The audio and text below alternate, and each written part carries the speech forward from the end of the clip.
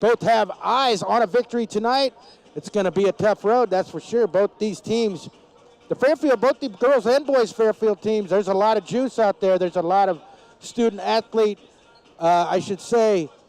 ability, and you got to stop that ability if you're on the opposing team, and that's kind of what the coaches are figuring out from both teams. I know Coach Mike Davis really doesn't usually worry about the other team so much as his own team, and I think Coach Zach Summers probably feels the same way. Can't really spend a lot of time worrying about the other team. You really got to focus on what you do and what you don't do great. And what you do great, you want to do a lot of, and what you don't do great, you want to work on. And I know both of these coaches have had that philosophy for years. So that's what's up tonight. There's still 3 minutes to go before we tip off. I want to talk a little about the boys team real fast. They won against Clark County Friday night. They lost, however, in Southeast Conference action. A tough one against Fort Madison right here at Wright Fieldhouse on Friday night. My player of the game in that game was Liam O'Donnell, the fearless senior. Tell you what, without him, the Keokuk Chiefs would probably not score as many points as they do. Not because he scores a lot of points, just because he's a guy that facilitates a lot of the action, gets kids in the places they got to go. He's a senior. He's a leader. And he showed a lot of leadership against Fort Madison on Friday night. And they won against Clark County right here in that tournament. Last game of the tournament on Saturday night against Clark County. Kind of a sloppy game to get it started, but they got it rolling in the second half. Brenton Horde, Diego Garcia reached double figures in that game. Also want to shout out to Blake Chase. It seemed like he wasn't scoring a lot, but, man, he was all over the floor, diving, stealing, scraping, jumping, rebounding. They're going to need more of that tonight from Blake Chase because the Fairfield Trojan boys team, they got a couple scores. Max Wheaton, he could get All-State honorable mention, the 6'5" forward. He's going to do the damage from in and out. It's going to be a tough task for Coach Zach Summers' team to keep an eye on Max Wheaton. Also, another great player, I would say, for the Fairfield Trojans would be, I believe that's Allen. Get that name right offhand. I got his name right here. That's going to be Tate Allen, the senior. It's a senior-laden team for the Trojans coming in, and I know I watched several years ago, I was calling a Fort Madison game, and I watched Tate Allen beat the Fort Madison Bloodhounds on a buzzer beater from about 30 feet out. So he's got talent. And that's something that we'll talk about tonight. Hopefully the Keokuk Chiefs boys team has an eye on both those guys, and they can shut them down. I know that's a key cog in victory success for the boys is their defensive prowess. When they are on the move defensively, it sure helps their offense. And that's what we're looking for in the next game. But right now, both these squads are going to huddle up. We're going to have the national anthem and starting lineup. So I'm going to go to my sponsors briefly for another minute. You're listening to Keokuk Basketball on 1310 AM, 93.3 FM, KOKX. Get ready for more. Introducing Hy-Vee Plus. Get a Hy-Vee Plus premium membership for just $99 a year and get fuel savings every time you shop in-store and online. Plus, exclusive deals and offers every month. Plus, you can call our Red Line Hey, Donovan, we're going to have the day or national night anthem. for anything Probably be you about need. 2 minutes or Plus, so. free online delivery and free express pickup. Plus, a personal online shopper. With Hy-Vee Plus, our plus equals more. Sign up today. Some restrictions apply. Introducing the Kumho Tire $70 instant rebate available exclusively at T.O. Haas Tire. Enjoy a smooth, comfortable ride, exceptional handling, superior all-weather performance, and enhanced braking characteristics with a new set of Kumho tires, and put $70 back in your pocket instantly. See store for qualifying tires or go to tohaas.com. T.O. Auto, a tradition of travel.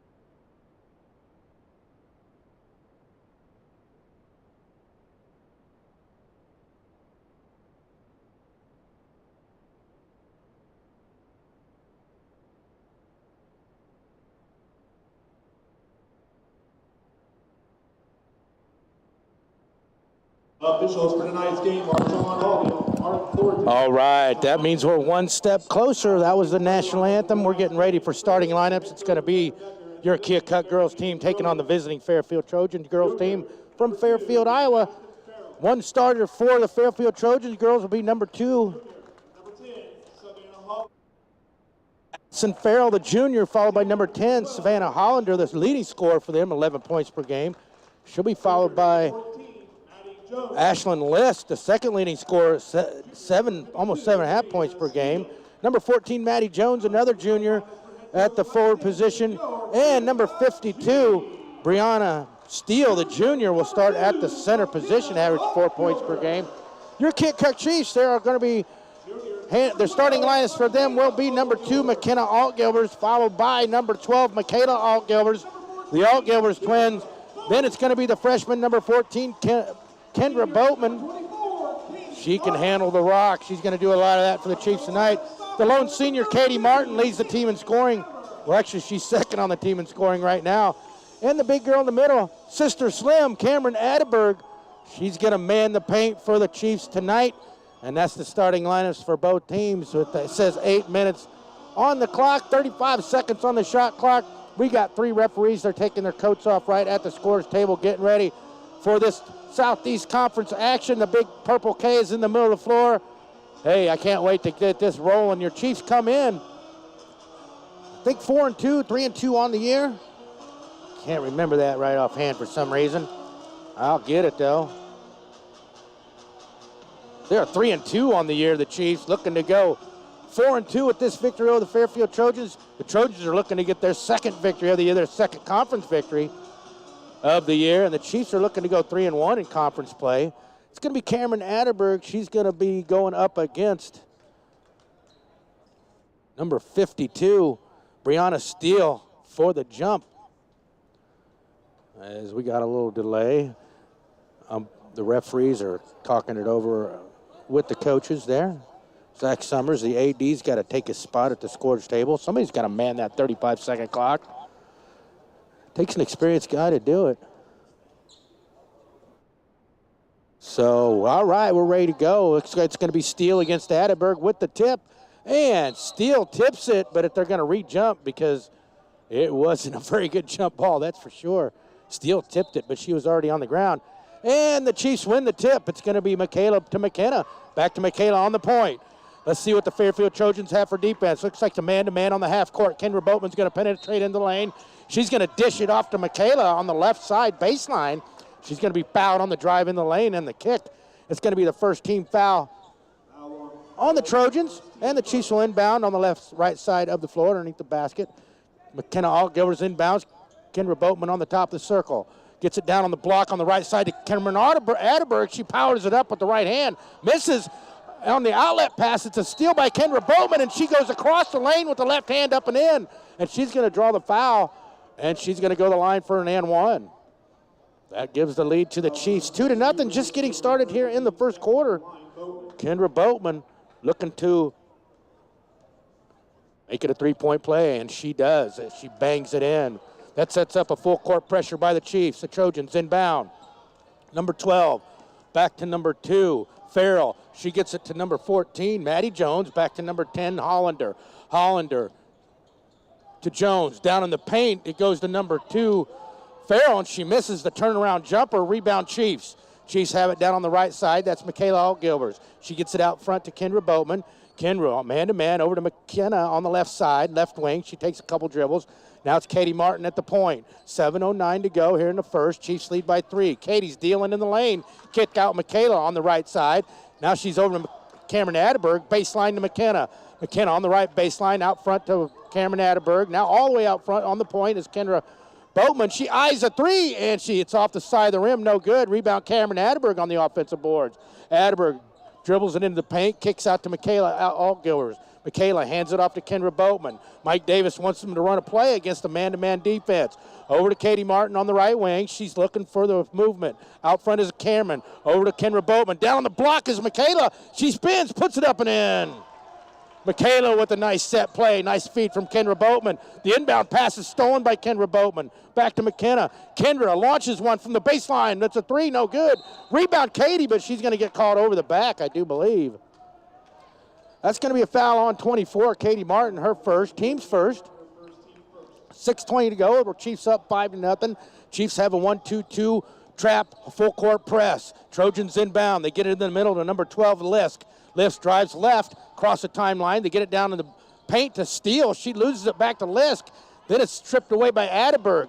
Adderberg tries to find an outlet pass, but it goes to nobody, and finally Hollander picks it up. She's trapped on the right as the Trojans have it on their end. Number 12 has it out front, Lisk. Lisk down on the block to Steele. Her shot is blocked out of bounds by a plethora of Chiefs. Looked like Martin, Altgilvers, and Adderberg, all three converged on Steele for the block. 5:53 to go, 5-0 lead as the Trojans inbound under the basket. The inbound pass goes into the lane to Farrell, and she gets stripped by Boatman. Boatman's going to move it down the left side. She's going to take it all the way to the rack, passes it over to the right block, and on the shot, Katie Martin is fouled. They're going to call it on the floor or on the shot. Third team foul. They're going to call it on the floor, so it's going to be inbound underneath the basket on the right side for the Chiefs. Just getting started here in the first. It's a boys-girls doubleheader here on KOKX. Katie Martin gets the inbound pass back from Cameron Adderberg, goes right to left in the lane, misses a layup, gets her own rebound, misses that shot. Cameron Adderberg tips it up, misses, and then fouls the Trojans. Steele over the back on the offensive attempt again. And the Chiefs come up empty-handed on that offensive set as Katie Martin checks out already with those two fouls. She's been getting in foul trouble all for early as Ireland Say checks in for her. The Trojans inbound. Lisk to Hollander to Farrell on the break, and on the break underneath the basket, Farrell walks with the ball. She couldn't get it up off the glass before she shuffled her feet, and it's going to be a turnover back to the Chiefs. 5:29 to go here in the first. Kendra Boatman's going to walk it across the timeline in the middle of the floor, trailed by Cameron Adderberg, who finally passes her over to McKenna Allgilvers. Out front to Michaela on the point. Chiefs running some motion offense. Kendra Boatman drives right on the baseline, out front to Cameron Adderberg. Doesn't shoot the three, dribbles it into the painted area. Now kick out to Kendra Boatman. She's going to go all the way into the lane from the left junction, put up a left-handed layup, and she is going to be fouled on the layup. They're going to call it before the shot, so it's going to be the fourth team foul on the Trojans. Steele second. She's going to have to hit the bench for Grace Lyon, sophomore.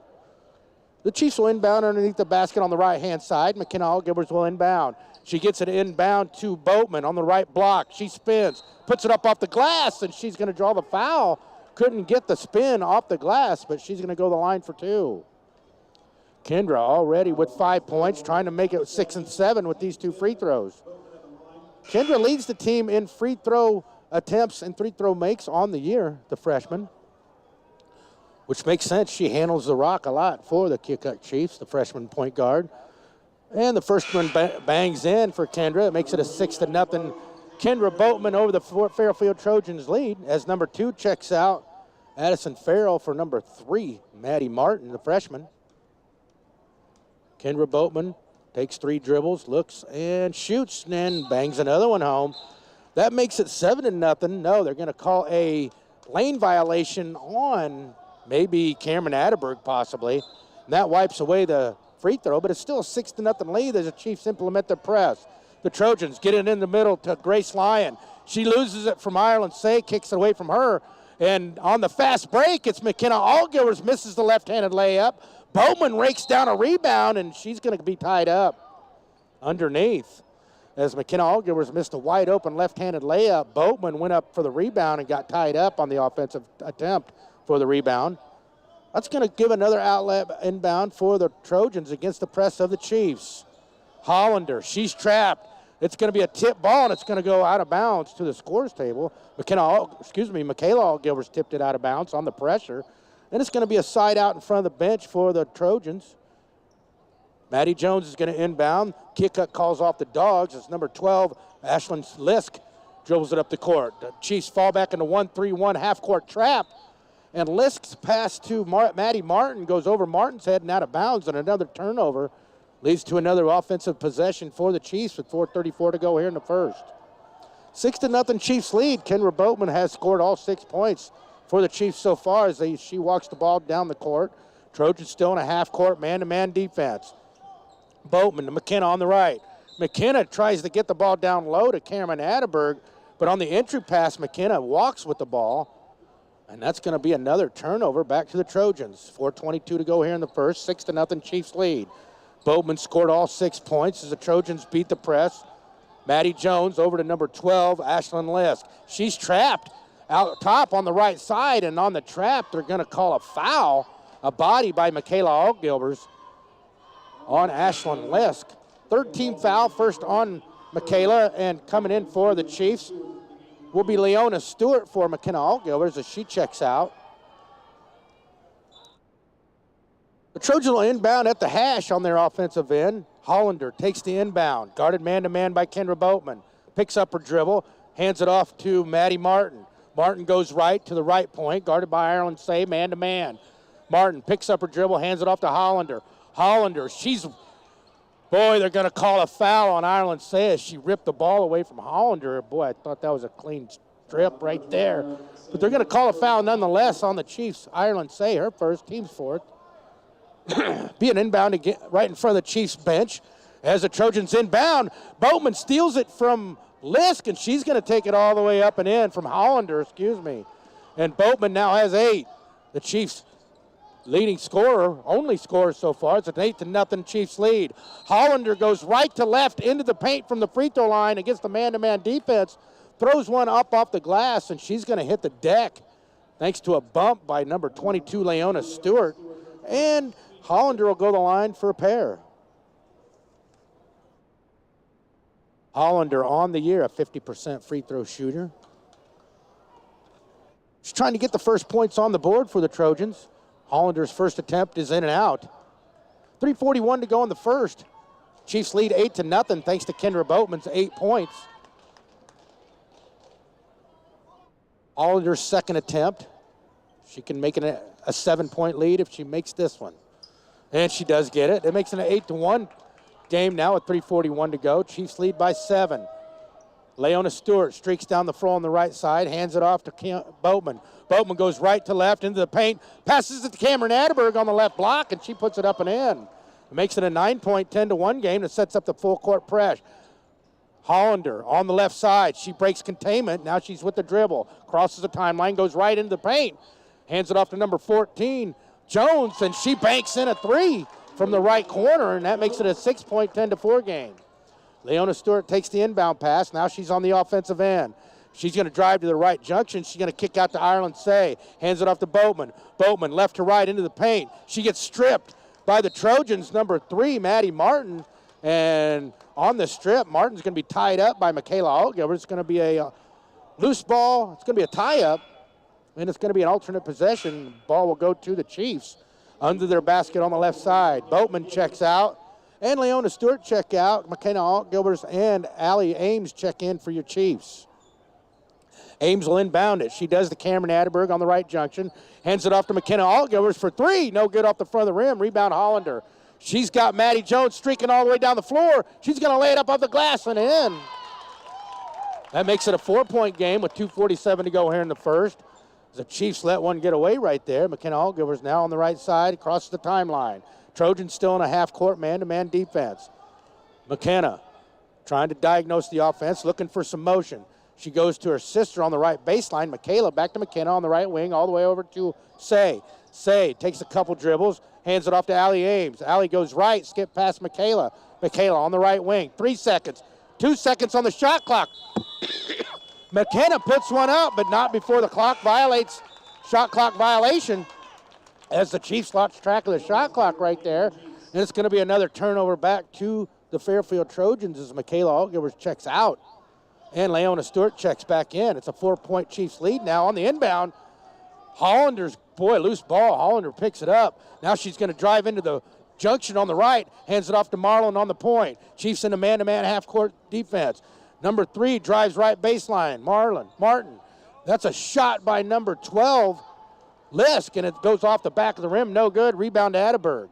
Atterberg, McKenna, Altgilbers on the left side.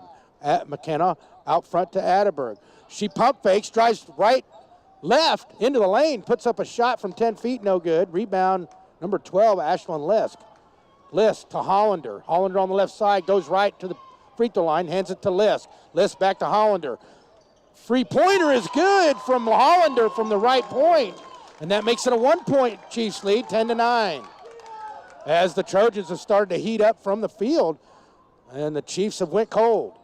Leona Stewart takes the handoff, drives all the way into the paint from the right side. Kick out Allie Ames, baseline three, good! Double A with the bang, bang, bang triple. Allison Ames gets things going from the Chiefs from beyond the arc, and Hollander's going to break containment all the way down on the offensive end is number 3, Maddie Martin. Martin on the left side. She's going to hand it back off to Hollander. Hollander drives into the left junction, puts up a layup off the glass. Somebody's got to get in front of the ball if you're the Chiefs defense, as the Chiefs now have it on their end. Still up by 2, under a minute left here in the first. Leona Stewart from the free throw line out front to McKenna Altgilbers on the left side. McKenna over to Allie Ames on the right side. Allie takes a dribble, fires a three. It's good. Bang, bang, bang. Allie Ames, her second three of this quarter. She's hotter than a firecracker right now. The Trojans have it on their end. Martin has it on the left side. Hands it off to Hollander. She's had the really hot hand for the Trojans. She's going to take it all the way up and in, but she misses the layup, and she drove through the painted area, and now it's a rebound, Allie Ames. Leona Stewart, under 20 seconds, hands off to McKenna, to Ireland Say, and they're going to call a traveling on Ireland Say. 15.1 to go. It's a 16-11 5-point Chiefs lead thanks to Allie Ames, 2 3-point daggers, as the Trojans will inbound. Jones inbounds to Lisk. Lisk calls it back for Jones. No, that's going to be Martin. Martin on the right side, guarded by Say, out front to Lisk. Lisk drives left to the junction.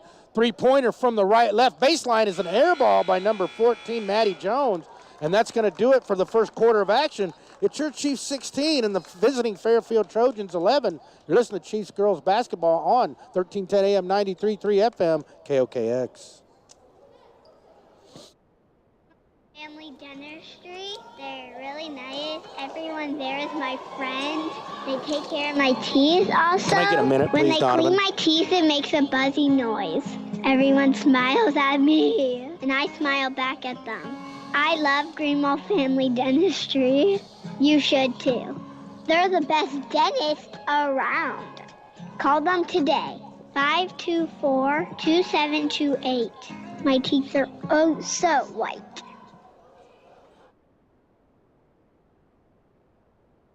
Hey, we're back here at Wright Field House. Hey, I want to shout out to the scoreboard as I look out to it. It says 16-11, Chiefs win after one quarter. I want to thank American Eye Care, and that shout out to the scoreboard. Professionals at American Eye Care with locations all across Southeast Iowa. The professionals at American Eye Care just want to help you see life better. And that's what they do. As we get ready to start this second quarter of action, the Chiefs lead by 5, 16-11. Allie Ames got hot, gave the Chiefs the lead after the Trojans locked it up, thanks to Savannah Hollander's action. The Trojans will have it to start the second quarter, and they introduced it into the play. And on the second pass off the inbound, it's stolen by Kendra Boatman, but right away Hollander grabs it back from her, picks it up, gets it out to Ashlyn Lisk. Lisk, the man-to-man defense for the Chiefs. Lisk pass down to Maddie Jones is stolen by the Chiefs, and now Boatman has it on the right. Skip past Allie Ames. She launches a three, and nothing but net as she tickles the twine. Allie Ames, bang, bang, bang for three, her third three in about 3 minutes as the Trojans' inbound pass goes awry. Boatman tracks it down. On the steal, Allie Ames shoots a 15-footer off the front of the rim, no good. Rebound Jones. Jones kicks it out to Hollander. Hollander's going to weave through the traffic, and she does into the offensive end. All the way to the right junction. Her shot is blocked by Boatman. Rebound is put back up and in by Addison Farrell. That makes it a 19-12 game, 13 game, on the offensive end. It's going to be Allie Ames again from the right side, no good. Crashing the boards is Cameron Atterberg, and she was fouled, no call, and they're going to call her with a travel. Boy, it sure looked like she was tied up right there on that attempt at the offensive putback. But that's going to be a turnover back to the Fairfield Trojans. It's just getting started here in the second. Chiefs lead by 8, 19-11. Kendra Boatman leads everybody with 8. Number 10, Allie Ames, now leads the team with 9 thanks to those 3 threes as the Trojans have it on their end. Lisk down to Farrell on the right baseline. Back out front to Lisk. Lisk launches a jumper. No good. Rebound, Atterberg. Kept steal off the block. She hands it off to Kendra Boatman. She races down the left side. Kendra, nice crossover into the lane. Up with the left hand, no good.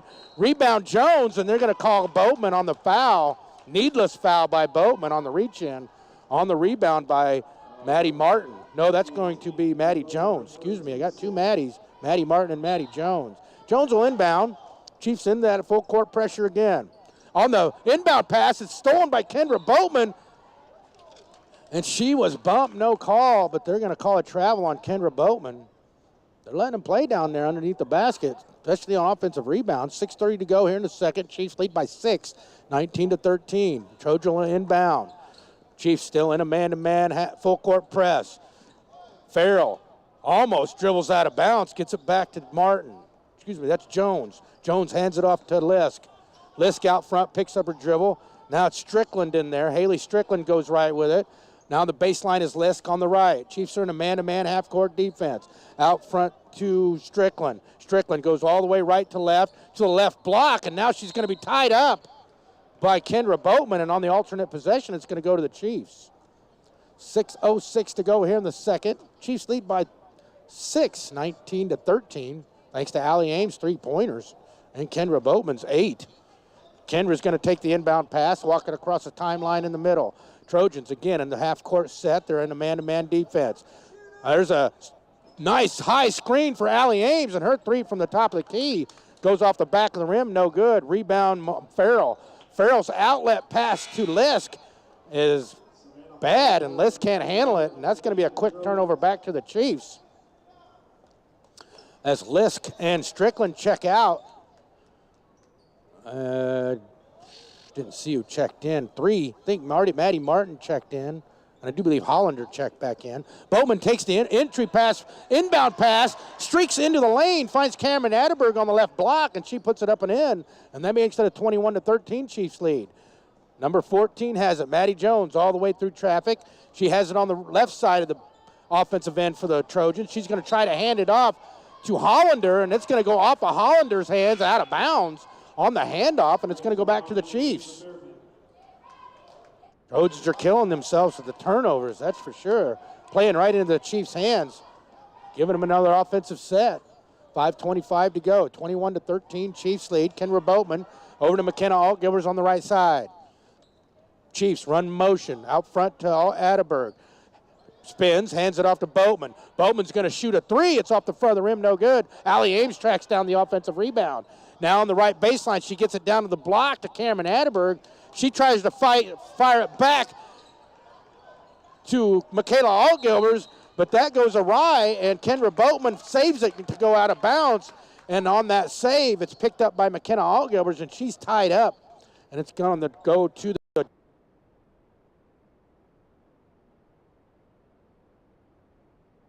it goes back to the Trojans as they inbound. Maddie Martin inbounds.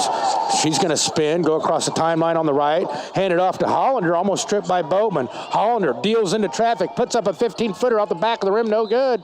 And the rebound's tipped out of bounds by McKenna Altgilbers over the back of number 4, Grace Lyon.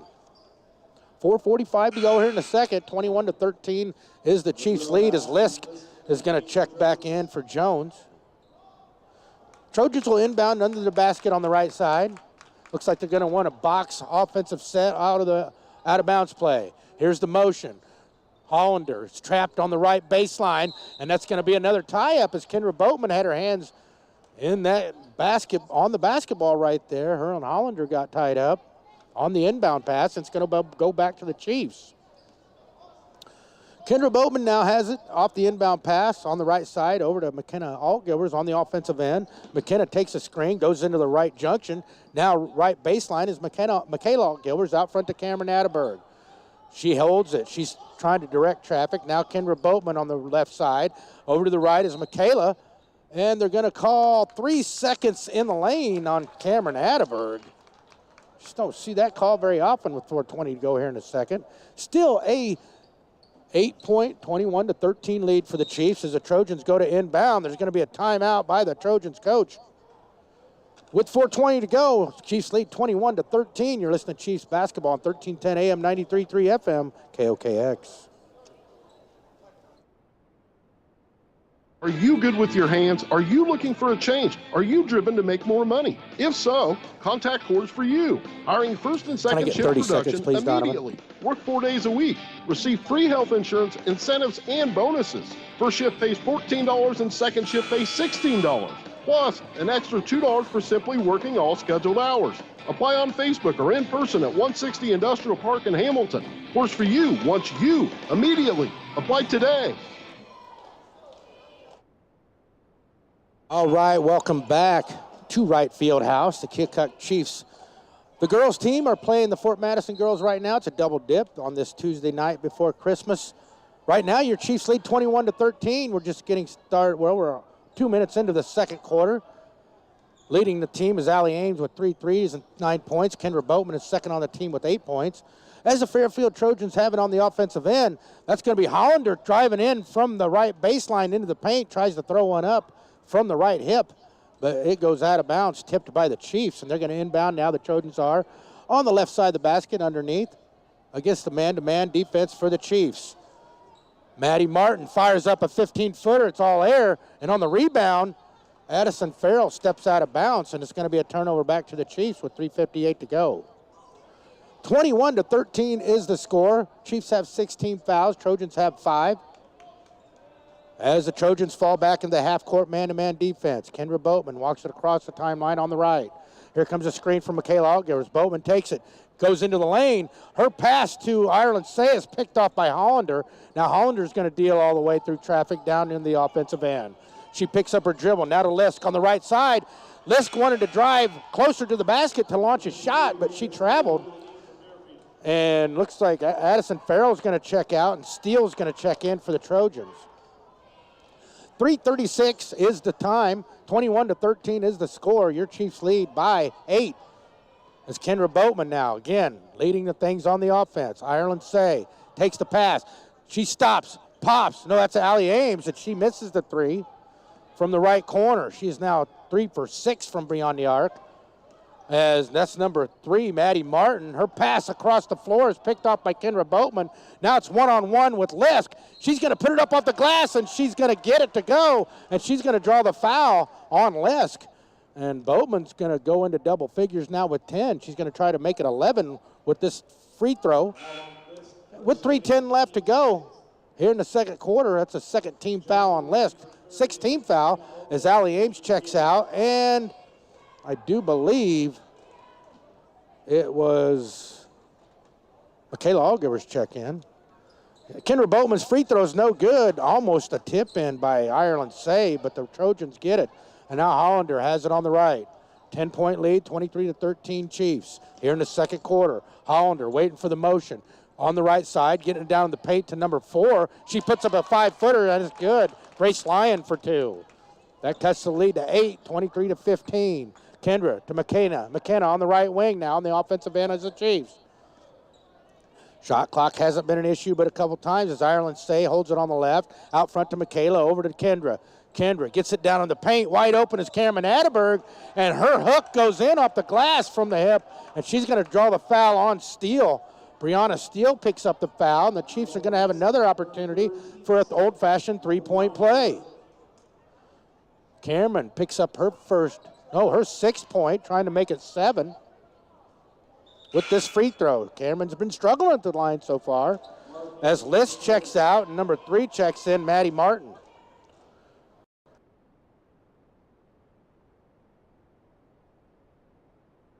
She hits it off the glass, off the back of the rim. And there's going to be a lane violation on the Trojans, and Cameron's going to get another shot. She's going to try to make it an 11-point game with 2:34 to go. She gets another shot at the free throw. She kind of bricked her first attempt. Her second attempt is up and short. Can't get the roll. Rebound, Michaela Altgilvers. She slipped in front of Steele, got the rebound, and on the pass out on the perimeter to her sister McKenna, there's a foul on Hollander. She ran into McKenna on the perimeter. And that's going to put McKenna Altgilvers to the line for a 1-and-1. McKenna on the year. Yeah, shoots 75% from the free throw line in conference play. She's going to try to make an 11-point game with 2:30 here to go in this first half of action right here at Wright Fieldhouse. McKenna's first shot is around and out. And on the rebound, they're going to call over the back on Cameron Atterberg. They've been getting by with a little bit of that, but on that rebound, the Trojans did a decent job of blocking out. So they're going to walk it all the way down the other end of the court, and the Trojans will have an opportunity for a couple free throws of their own as the Chiefs go into the bonus with 17 fouls. To the line for the Trojans will be, I'm not sure exactly, I think it might be Maddie Martin. Her first shot is good. Number 4, Grace Lyon to the line. They put that hair down in their ponytail. It's hard to see the numbers sometimes, but I did briefly see it, and Lyon makes the first one. It's a 9-point game. Here's Grace's second attempt. It's up and off the front of the rim, no good. Rebound goes out of bounds. Back to the Chiefs as Kendra Boatman watches it dribble out of bounds. 2:30 to go here in the second. Chiefs lead by 9, 25-16. Balanced scoring attack for your Chiefs, led by basically 3 players, Kendra Boatman, Cameron Atterberg, and Allie Ames. Allie's 3 for 6 from beyond the arc in this first half. Boatman takes the dual high screen, goes left into the paint, misses the layup. Rebound number 14, Maddie Jones. She's going to clear it for herself down the middle of the floor on the offensive end on the right. Still with the dribble. She picks up her dribble and she's trapped. Almost stolen. And oh, man, it was almost stolen by McKenna, and then it dribbled off of McKenna, off of Maddie Jones, then off of McKenna again, and went onto the bench of the Chiefs. It's going to be inbound to the Trojans. Jones gets it into Hollander on the right baseline. She's trapped. She dribbles out to Jones on the point. She pump fakes, dribbles left junction. There's a three-pointer by number 3, Maddie Martin, and it's no good. And on the rebound, there's going to be a foul on the Trojans. Number 10, Savannah Hollander. That's going to be the team's 9th, so the Chiefs will walk down the other end of the floor, and Kendra Boatman will go to the line.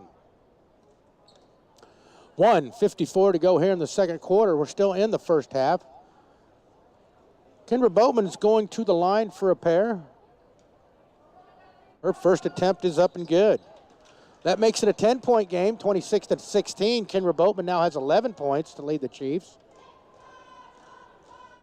Kendra's pretty good from the free throw line for a freshman. Let's see if she can make both. It's up and off the back of the rim, and she gets the friendly bounce. As the Trojans inbound, Chiefs fall back into a half-court man-to-man. Hollander guarded by Boatman. Over to Martin. Martin drives left to right, guarded by Ireland Say. Ireland Say picks her clean. Now it's 2-on-2, and Ireland Say is going to draw the foul on Maddie Martin with the bump. Ireland Say picked Maddie Martin's pocket right there, and on the steal, she was driving down the left side of the floor and got bodied, and Ireland Say will go to the line for a 1-and-1. It might be a bit double bonus now, actually, as the Trojans now have 10 team fouls. Ireland trying to get on the scoreboard. Her first attempt is up and good. Nothing but net. Ireland Say twinkles the twine as the ball didn't hit nothing but the silky stuff. Ireland's second attempt is up and off the front of the rim, no good. Rebound fought for, kicked out to Ireland Say. Gives it to Kendra Boatman. She drives in unimpeded in the lane, and a 5-footer is up and good. That gives Kendra 14 in the first half. 1:33 to go. 30-16 is the Chiefs' lead as Hollander has it on the left side.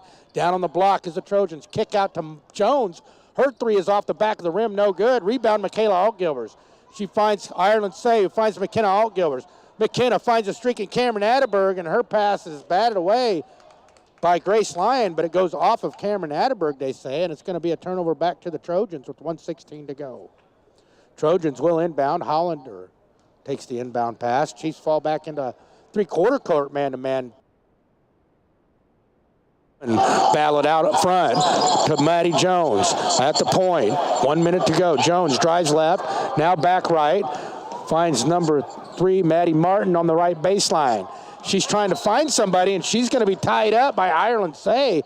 Ireland Say's got her hands in everybody's kitchen right there. With 55.5 to go, it's going to be a alternate position out of bounds to the Trojans.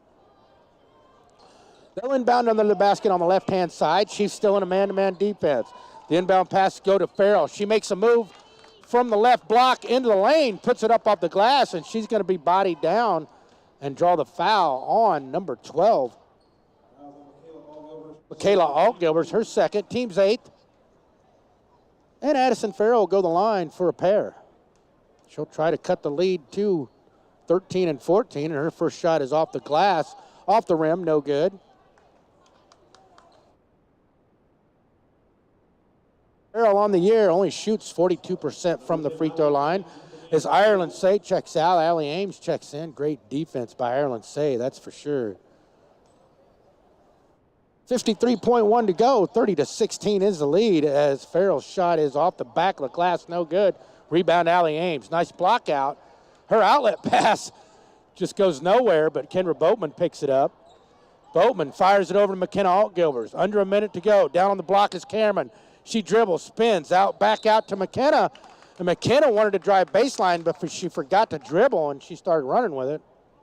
And that's going to be a travel. Turnover back to the Trojans with 38.6 to go here in the second quarter. Chiefs still lead by 14, 30-16. As the Trojans beat the press, Farrell has it in the middle of the press. Over to Jones on the left side. 30 seconds to go. Jones, man-to-man defense by the Chiefs. Hands it off to Hollander. Hollander guarded by Boatman. Hollander out to the point, 21 seconds. Hollander over on the left baseline is Maddie Martin. They try to get it back to Hollander on the cut, and Hollander loses it out of bounds. It's going to go back to the Chiefs with 15 seconds to go.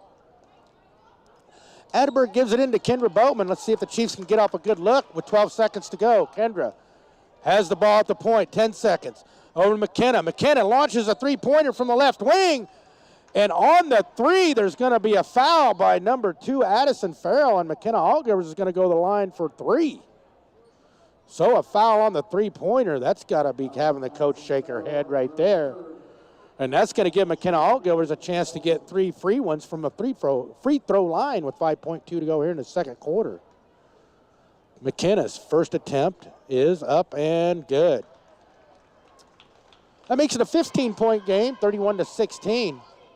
McKenna's first points of the night. Her second attempt. She dribbles the ball 3 times, spins, dribbles again, and launches the free throw, and it's good. 2 in a row for McKenna. Let's see if she can have the hat trick right here and make all 3 as Farrell checks out and Strickland checks in for the Trojans. Just only 5 seconds to go as McKenna tries to get all 3 of these free throws. Again, eyes it and buys it. She gets all 3 the old-fashioned way from a free throw line as the Trojans inbound. 5 seconds, 4 seconds. Hollander crosses the timeline, stolen, back to Hollander. She launches it at the buzzer from the top of the key, but it's no good. After 1 half of play, it's your Keokuk Chiefs 33 and the visiting Fairfield Trojans 16. I'll be back after these messages to talk about the first half. We'll talk a little bit about what might happen in the second half, and I'll run down who my Keokuk Chiropractic and Sports Injury Center play of the game might be. And I'm hoping maybe I can get Coach Zach Summers up here for a little bit of chat. Hey, you're listening to Keokuk Chiefs basketball. They are ahead right now at halftime against the visiting Fairfield Trojans, 33-16. This is Keokuk girls basketball on 1310 AM, 93.3 FM, KOKX.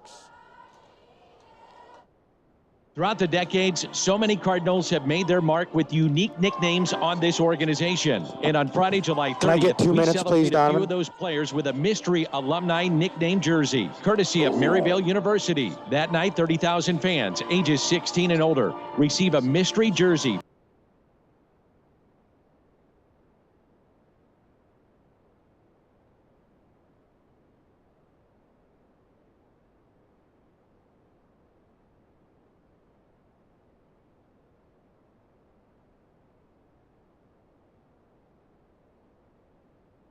Celebrate Major League Baseball's Play Ball initiative and feel like the pros when they receive their very own Rawlings Kids Baseball Glove. That's Sunday, August 1st. The Cardinals, the Twins, and the Rawlings Kids Glove. Get your tickets today at cardinals.com/promotions. The St. Louis Cardinals, time to fly. Family is a 100-year philosophy for the Ames. Born and raised in Keokuk, the Ames family is in their third generation of business. AC Contracting is your hometown industrial, commercial, and residential contractor. And if you need recycling, contact Southern Iowa Recycle for your ferrous metals, along with wood pallet services and sales. With Southeast Iowa's only portable grinding service for pallets, trees, and house demolition. Contact Wes, Zach, or Brandt at 524-5153 or visit their website at amesbusinessgroup.com. Go Chiefs.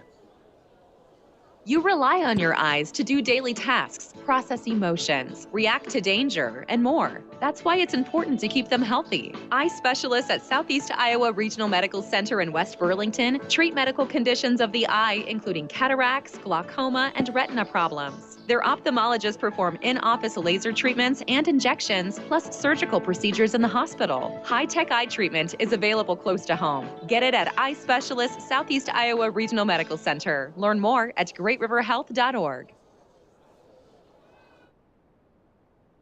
Excuse me, we're back here at Wright Fieldhouse. Sean Stewart, voice of Keokuk Nation. Excuse me, it's your girls taking on the Fairfield Trojan girls, and they are up 33-16 here at intermission. We'll run down the scoring here real fast. It's a Kendra Boatman show early. She had the first 8 points for the Chiefs. She finished with 14 in the half. Another gal that got off pretty good there in the first half was Allie Ames. She was 3 for 6 from beyond the arc. Hit her first 3, actually, from beyond the arc, and then missed her last 3, but still really got the Chiefs going when they were kind of struggling offensively between the first and second quarter. Cameron Atterberg, tell you what, she is busy on the block. She scraped together 6 points. If she could make some free throws, unfortunately, if she will eventually, but if she could tonight, she'd have a few more points. There's no doubt about that. As the Chiefs have been to the line several times, they just don't shoot very good free throw percentage for some reason. It'll come. Kendra Boatman's been good from the line. McKenna Allgiver's actually hit 3 from the line right there at the end of the first half to give her 3 points on the night. Otherwise, Katie Martin had foul trouble early. Didn't really get on the scoreboard at all, the senior. It's been pretty much Michaela Allgiver's not really a factor on offense, but doing the dirty work on defense and down on the block and guarding defensively. It's been a really good defensive game for the Keokuk Chiefs. They just had a little meltdown with the turnovers a little bit, but overall I thought it's been a B-plus game for them in that first half. Fairfield Trojans got a little hot there in that second quarter briefly with a couple three-pointers, and Hollander started putting the ball on the floor and getting into the lane and making things happen. But the Chiefs, they kind of switched up defenses, and then they finally went to that man-to-man kind of like three-quarter court there close to the end of the half. And that kept the body on Hollander. They kind of lost her a little bit there, and that allowed her to get the ball in a position where she could make things happen. She's a scorer for the Fairfield Trojans, no doubt about it. And they're going to have to keep a close eye on her in the second half for the Fairfield Trojans. We'll run down a little scoring for them. Number 10, Savannah Hollander had 6. She leads the team in scoring on the year with 11, so she's almost there. Number 14, Maddie Jones had 5, and number 4, Maddie Martin had 3. It was a balanced scoring attack. It really was for the Trojans, as they struggled to score actually a lot in that second quarter. They only raked together 16 points for the half, but they only scored 24 points on the year, so they're halfway to that. Your Chiefs have already met their scoring allotment almost for the season. They averaged 37 points per game. They've already raked up 33 in the first half. More the same in the second half for the Chiefs, that's for sure. I tell you what, Kendra Boatman, she's going to lead the charge. She handles that rock like a professional. And she's got a high IQ, and she knows where to put the ball in the optimum settings for her scorers, especially on the block. Her and Cameron Atterberg seem to have a synergy going on. Cameron just got to learn how to spin, turn, just put that shot softly right up off the glass. More the same in the second half, I think, as far as that goes, is the Fairfield Trojans just don't have, I don't think, the depth and the size to handle with Cameron Atterberg and the Chiefs down in the paint. Ireland Say was a force on defense in that first half. She had her hands all on the ball almost all the time on defense. Tell you what, it's been a great game for the Keokuk Chiefs. The only person that really didn't play backed up 2 fouls early, and we didn't see a lot of her at all after that. Maybe we'll see more of her in the second half. She needs to really get to going to make her allotment of 11 points per game almost. So maybe we'll see more about her in the second half. Right now, My Keokuk Chiropractic and Sports Injury Center play of the game. I'm looking at Allie Ames and or Kendra Boatman. Cameron Atterberg's in the mix, that's for sure. And so that's what's up as we roll on in intermission here. It's your Keokuk girls leading 33-16 over the visiting Fairfield Trojans on this cold and blustery Tuesday night. Hopefully y'all staying safe out there. And y'all enjoy some Christmas holiday stuff over the weekend. Right now, I'm going to send it back to Donovan back at the station for some more sponsorship money. And listen to Keokuk Chiefs girls basketball on 1310 AM, 93.3 FM, KOKX. Do you envision yourself with an updated look in 2022? American Eye Care has you covered. We are now offering 50% off a pair of glasses or sunglasses when you purchase a year's supply of contacts, including non-prescription sunglasses. Not a contact wearer and want to have options for your look? Buy one pair of glasses at regular price, get a second pair 50% off. Come see us at American Eye Care in Burlington, Fort Madison, Keokuk, and Mount Pleasant, and see life better. Well, yeah, I mean, that's what I would do. It shouldn't take your roof disappearing in Hey, a matter Donovan, of can I get 2 seconds to minutes, find out who please? you can Sorry about count that. on. It shouldn't take 4 days with no power, water, or communication to find out who your friends are. It shouldn't take the worst to bring out our best, but sometimes it does, and that's the silver lining. To find out more about West Bend Mutual Insurance and the silver lining, contact LJ Insurance in Keokuk and Fort Madison at 319-524-4223. Yeah. Rough Why Corn not? Insurance is Keokuk's premier I would if I had one. insurance agency, offering home, life, auto, and business insurance. Well, Ryan and his team care about their hometown. That's a and tough have one been there. serving the I'm Keokuk just saying. area for 20 years. As an independent agent, Rough Corn Insurance will I shop would if around it came for the down best to, like, coverage and you know, rates available for you. Call Ryan today at 319-524-3640 or visit him on the web at roughcorninsurance.com. Rough Corn Insurance, serving Iowa, Illinois, and Missouri since 2003. I thought I was going to get him in trouble, but I laughed so hard. Holmorgan Hauling, a staple of Keokuk, is your locally family-owned refuse and hauling service. Probably helps Established in 1974, service is what they sell. Not only commercial and industrial services, but residential as well. Warm weather means purging, and Holmorgan's Hauling makes it easy to get rid of those unwanted items. Reliable, friendly, experienced service is what Holmorgan Hauling is all about. It's all To learn about. more, follow them on Facebook or give Holmorgan's Hauling a call today at 319-524-1674. Hey, we're back here at Wright Fieldhouse. The clock is winding down under a minute before we tip off here in this second half. It's your Keokuk girls up by 17, 33-16 against the visiting Fairfield Trojans. Once again, Kendra Boatman leads the team with 14. There's 9 for Allie Ames and 6 for Cameron Atterberg down on the block. One can only hope for more of the same here in the second half. I know Mike Davis, Coach Nate Ames, and Coach Matt McGackey have dialed in the game plan to finish out this game and hopefully get a victory and roll on into the Christmas season with a 3-1 conference record. As we gear up, hey, don't forget, the boys are next. Coach Zach Summers and his squad is going to take on a good Fairfield Trojan boys team. Look forward to that. Right now, we got to finish off this second half, though, as the Chiefs inbound. It's going to be Kendra Boatman with the inbound. Katie Martin's now in there on the left side. She hands it back off to Kendra. They're going to run a play for Katie Martin. It's a back screen, and she puts up an in. Nice assist by Kendra Boatman on the play right out of the halftime as Katie Martin gets her first 2 points of the game. That sets up the three-quarter court man-to-man defense. Hollander breaks containment on the left side, stolen away by Boatman. She's going to double dribble. She picked it off. She had it, quit the dribble, and then started dribbling again. That's just a mental error by the freshman. She'll learn from that, no doubt about it. That's going to give the ball back to the Trojans on the turnover, however. As number 14, Jones, is going to try to inbound, and finally she does inbound to Addison Farrell. Addison Farrell now, man-to-man defense for the Chiefs. Gives it back to Hollander, guarded by Boatman at the top of the key. She goes right to the top of the key. Just getting started here in the second half. They try to get it down low to Steele, but it's picked off by Katie Martin. She's got 2-on-1. She's going to find Boatman on the right side. She puts it up and in with the layup. She took the bump, no call. That's Boatman 16. On the inbound, Boatman steal on Hollander. As Boatman turned around off the rebound and stole the inbound pass. Heads up play by Boatman. Hollander. As the Chiefs will inbound under their basket. Hatterberg back to Boatman. Boatman splits defenders. Out to Katie Martin. Three-pointer from the top of the key. In and out. Rebound Jones. Jones to Hollander on the right side. She's got a streaking Farrell. She doesn't want her, but she's still got the handle on the right side. Almost picked off by Boatman. There's a loose ball, and they're going to call it. Oh, I thought it was kicked by Hollander, but they're going to call it off of Boatman. It's going to stay with the Trojans over there on the baseline on the far side of the court. That's going to lead to a quick timeout after halftime by the Fairfield Trojans coach with 6:56 to go in the third quarter. Your Chiefs lead 37-16. You're listening to Chiefs basketball on 1310 AM 93.3 FM KOKX.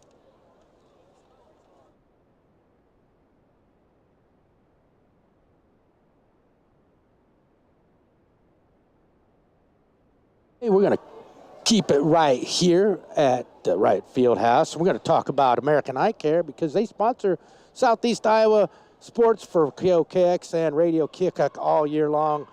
Hey, they got a lot of glasses. They got contacts. They got sunglasses. If you just want a consultation visit, you just want an eye exam, whatever your needs are as far as your optometrist needs, you know, you need whatever you need for your eyes. That's what I'm talking about. Just go to American Eye Care. The professionals all over Southeast Iowa, American Eye Care, just want to help you see life better. And that's going to do it for that timeout as we break huddle both teams. It's going to be the Trojans are going to inbound it underneath their basket on the far side of the court. 7-16 is the score here in the third quarter, 6:56. Trojans will inbound. Jones, she's going to look to inbound. Trojans run motion out the inbound pass to Farrell. Farrell in the paint about 10 feet away, and she's going to be fouled by Katie Martin. Her third, so she's a foul magnet, Katie Martin, this year for some reason. That'll lead to an inbound for the Trojans underneath the basket on the left-hand side as Jones looks to get it in. Out front to Lisk.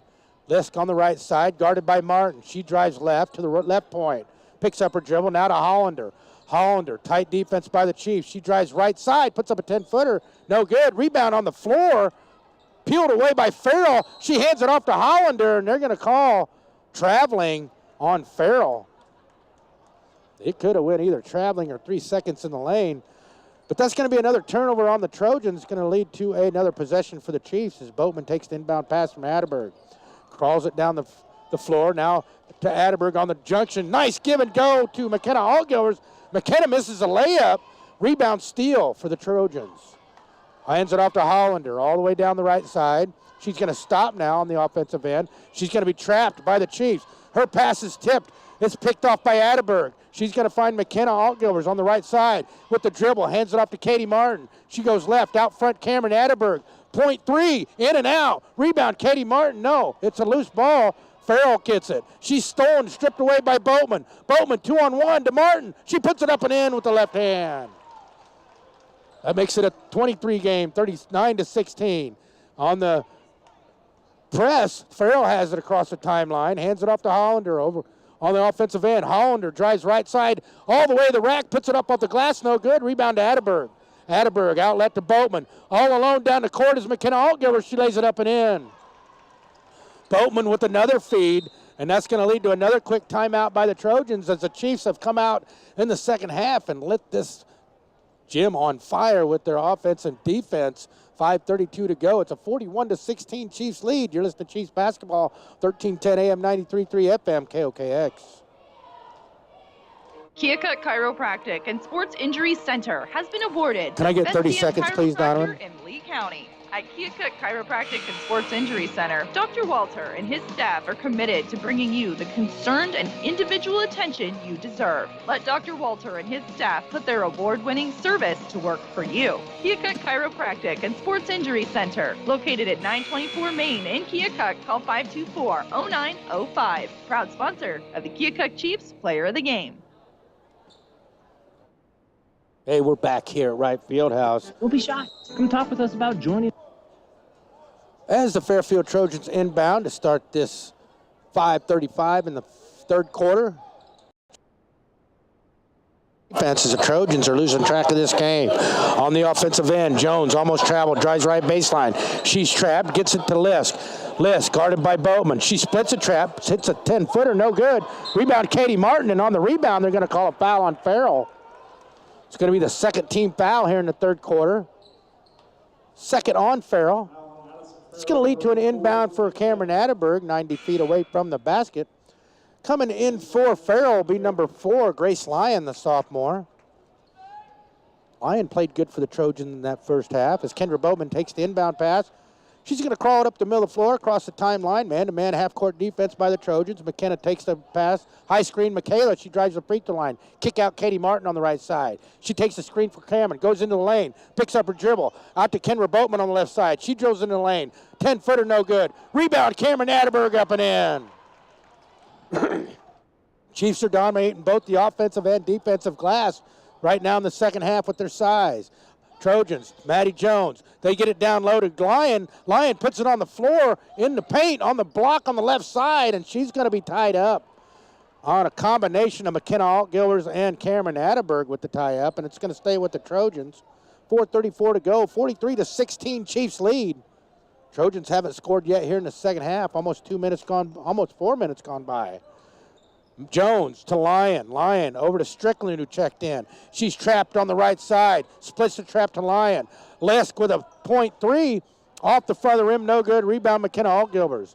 McKenna clears it to Boatman. Boatman all the way down to Michaela. Michaela with the left hand layup, but she gets called for a traveling on the left hand layup. I didn't see that, but that's a turnover back to the Trojans. Trojans will inbound. Jones inbounds to Lisk. Chiefs are in a 1-3-1 half-court trap as Martin beats the trap over to Strickland. She's trapped out front, and she's going to try to give it to Marlin. There's in trouble close to the timeline to Lisk. Lisk on the left side. Did it down on the block to Steele on the right side. She puts up a shot, but she is fouled on the shot by Cameron Atterberg as the Trojans had it where they wanted it, down there on the block to Steele on the right side. She had a clean look, but she was fouled on that look by Cameron Atterberg. That's going to make Steele go to the line. Second team foul, second on Cameron. 3:57 to go here in the third. 43-16 as Steele goes to the line for 2.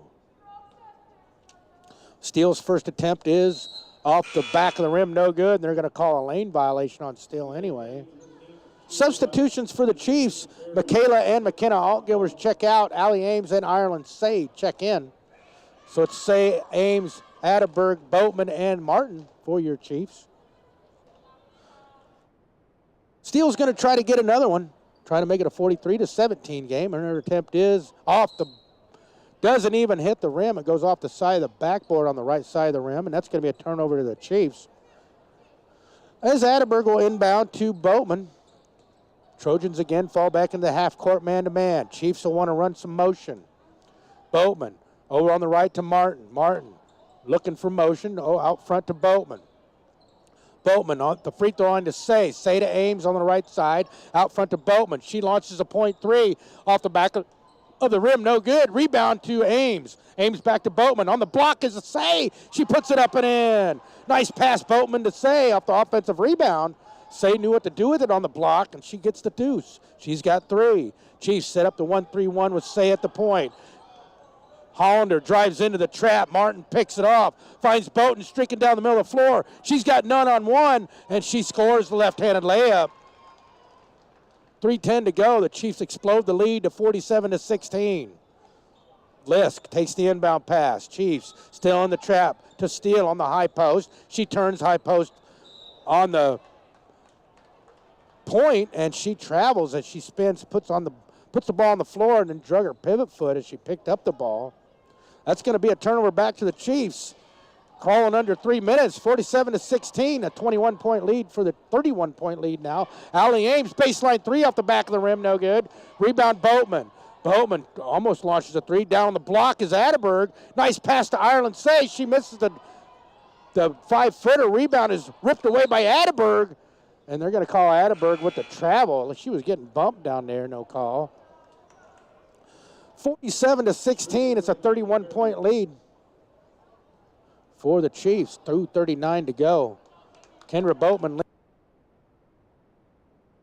is Maddie Jones checks out, and I didn't see who checked in, but Steele has it, and they stripped by Cameron Atterberg. She's got a one-on-none, and her layup, and she is fouled from behind by 20 Strickland. She had an open lane, but Strickland moved in and bodied her from behind on the layup attempt, and Atterberg's going to go to the line for 2.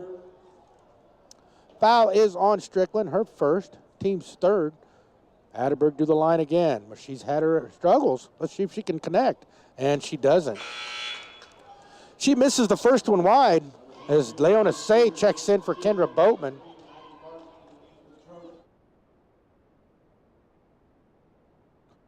So Cameron's second attempt, trying to break into double digits, trying to get 9 with this one, and she got it. Nice job, Cameron. All right, never give up. That's right, not even the free throw. And Cameron's got 9 now. She's second on the team with Allison Ames. And on the trap, it's picked off by Ireland Say to Cameron Atterberg. Back to Ireland, to Katie Martin, up and in. That's an assist for Ireland. Katie's got 6 now. And that's going to be the third time out of this quarter by the Fairfield Trojans as the Chiefs have exploded this lead to 50-16 with 2:10 to go here in the third. You're listening to Chiefs basketball on 1310 AM, 93.3 FM, KOKX. Ferry Towing and Recovery, located in Keokuk and Mount Pleasant, Iowa, has proudly served the tri-state area for over 40 years. Newberry Towing and Recovery provides 24-hour roadside assistance, tire repair, including mobile repair service, light and heavy-duty towing, recovery, and much more. For all your towing needs, call Newberry Towing and Recovery at 319-524-4014 in Keokuk or 319 It does kind of, but I'm used to it. In Mount Pleasant, Iowa. We're back here at Wright Fieldhouse where the Trojans have called a timeout. They want to stop the bleeding somehow. It was 33-16 at half, and it's still 16 for the Trojans, but the Chiefs now have 50. It's been a 17-point run to start this second half. 17-0 run, and that's probably going to mean it's going to be a victory time for the girls tonight. As the Trojans inbound, they do. Strickland has it. They get it out front to number 3, Martin. Martin over in the corner to Hollander. She launches a 3. No good. Rebound. I thought Katie Martin tipped it out, but they're going to call it out off number 4, I do believe, Grace Lyon. And it's going to go back to the Chiefs with 1:55 to go. Hollander had a good look. She couldn't connect. She was hot in the first half. Chiefs have put a body on her, though, since then. As Leona Stewart calls the ball up the floor. She's trying to find Allie Ames, but that's stolen by Hollander. Hollander's got one on none, and she lays it up and in. That makes it a 50-18 game as Leona Stewart takes the inbound pass from Atterberg and runs the ball down the middle of the floor. They're going to instigate some offense. Hands it off to Ames. Ames, they're going to run the weave to Martin. Martin into the lane. The runner, no good. Rebound. Goes off of Ireland Say and out of bounds with 1:27 to go here in the third. So off the turnover out of the loose ball, Ireland Say was in the mix. She just couldn't pull it down. 1:20 to go. 50-18 is the score as the Chiefs get the turnover again on the entry pass to the paint. Leona Stewart with the steal. She's driving it left with the left hand, picks up her dribble on the left wing, out front to Allie Ames. Allie is promptly fouled by Strickland as Strickland was trying to strip the ball away from Allie Ames, but Allie had a good handle on it, and she's going to draw the foul on Strickland. Team's fourth, her second. Leona Stewart and Cameron Atterberg check in. Michaela Altgilvers and Briley Ballantyne check in. Check out, yeah, you know what I'm saying. So Ballantyne now with the handle. She hands it to Katie Martin on the left side. Katie drives into the free throw line, all the way up into the paint, misses a layup. She got smacked in the face, no call. Rebound Trojans. Trojans now have it. That's going to be Lyon. No, Martin has it to number 12, Lisk. Lisk to number 10, Hollander. Hollander on the left side trying to get down the paint to Lyon. It's stolen by Allie Ames. Allie to Briley Ballantyne. All the way to Michaela Altgivers on the left. Michaela back to, no, she spins. Finally gives it back to Briley on the left baseline out front to Katie Martin. She pops it from the beyond the arc. No good from the point. Rebound Briley Ballantyne. And on the rebound, Ballantyne travels. Nice hustle, Briley. So 34.2 to go. Chiefs lead 50-18 here in the third as Katie Martin checks out and Leona Stewart checks.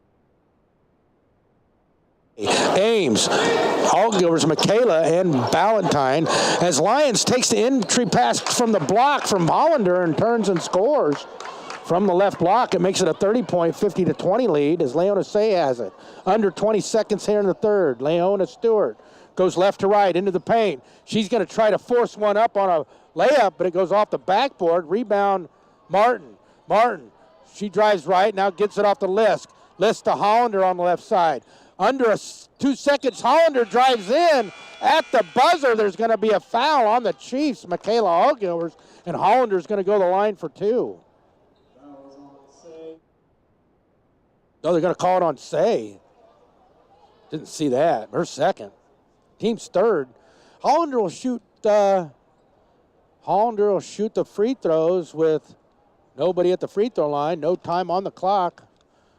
Trying to make it a 18-point game. Excuse me, a 28-point game, and her free throw rolls out. Well, she'll get another.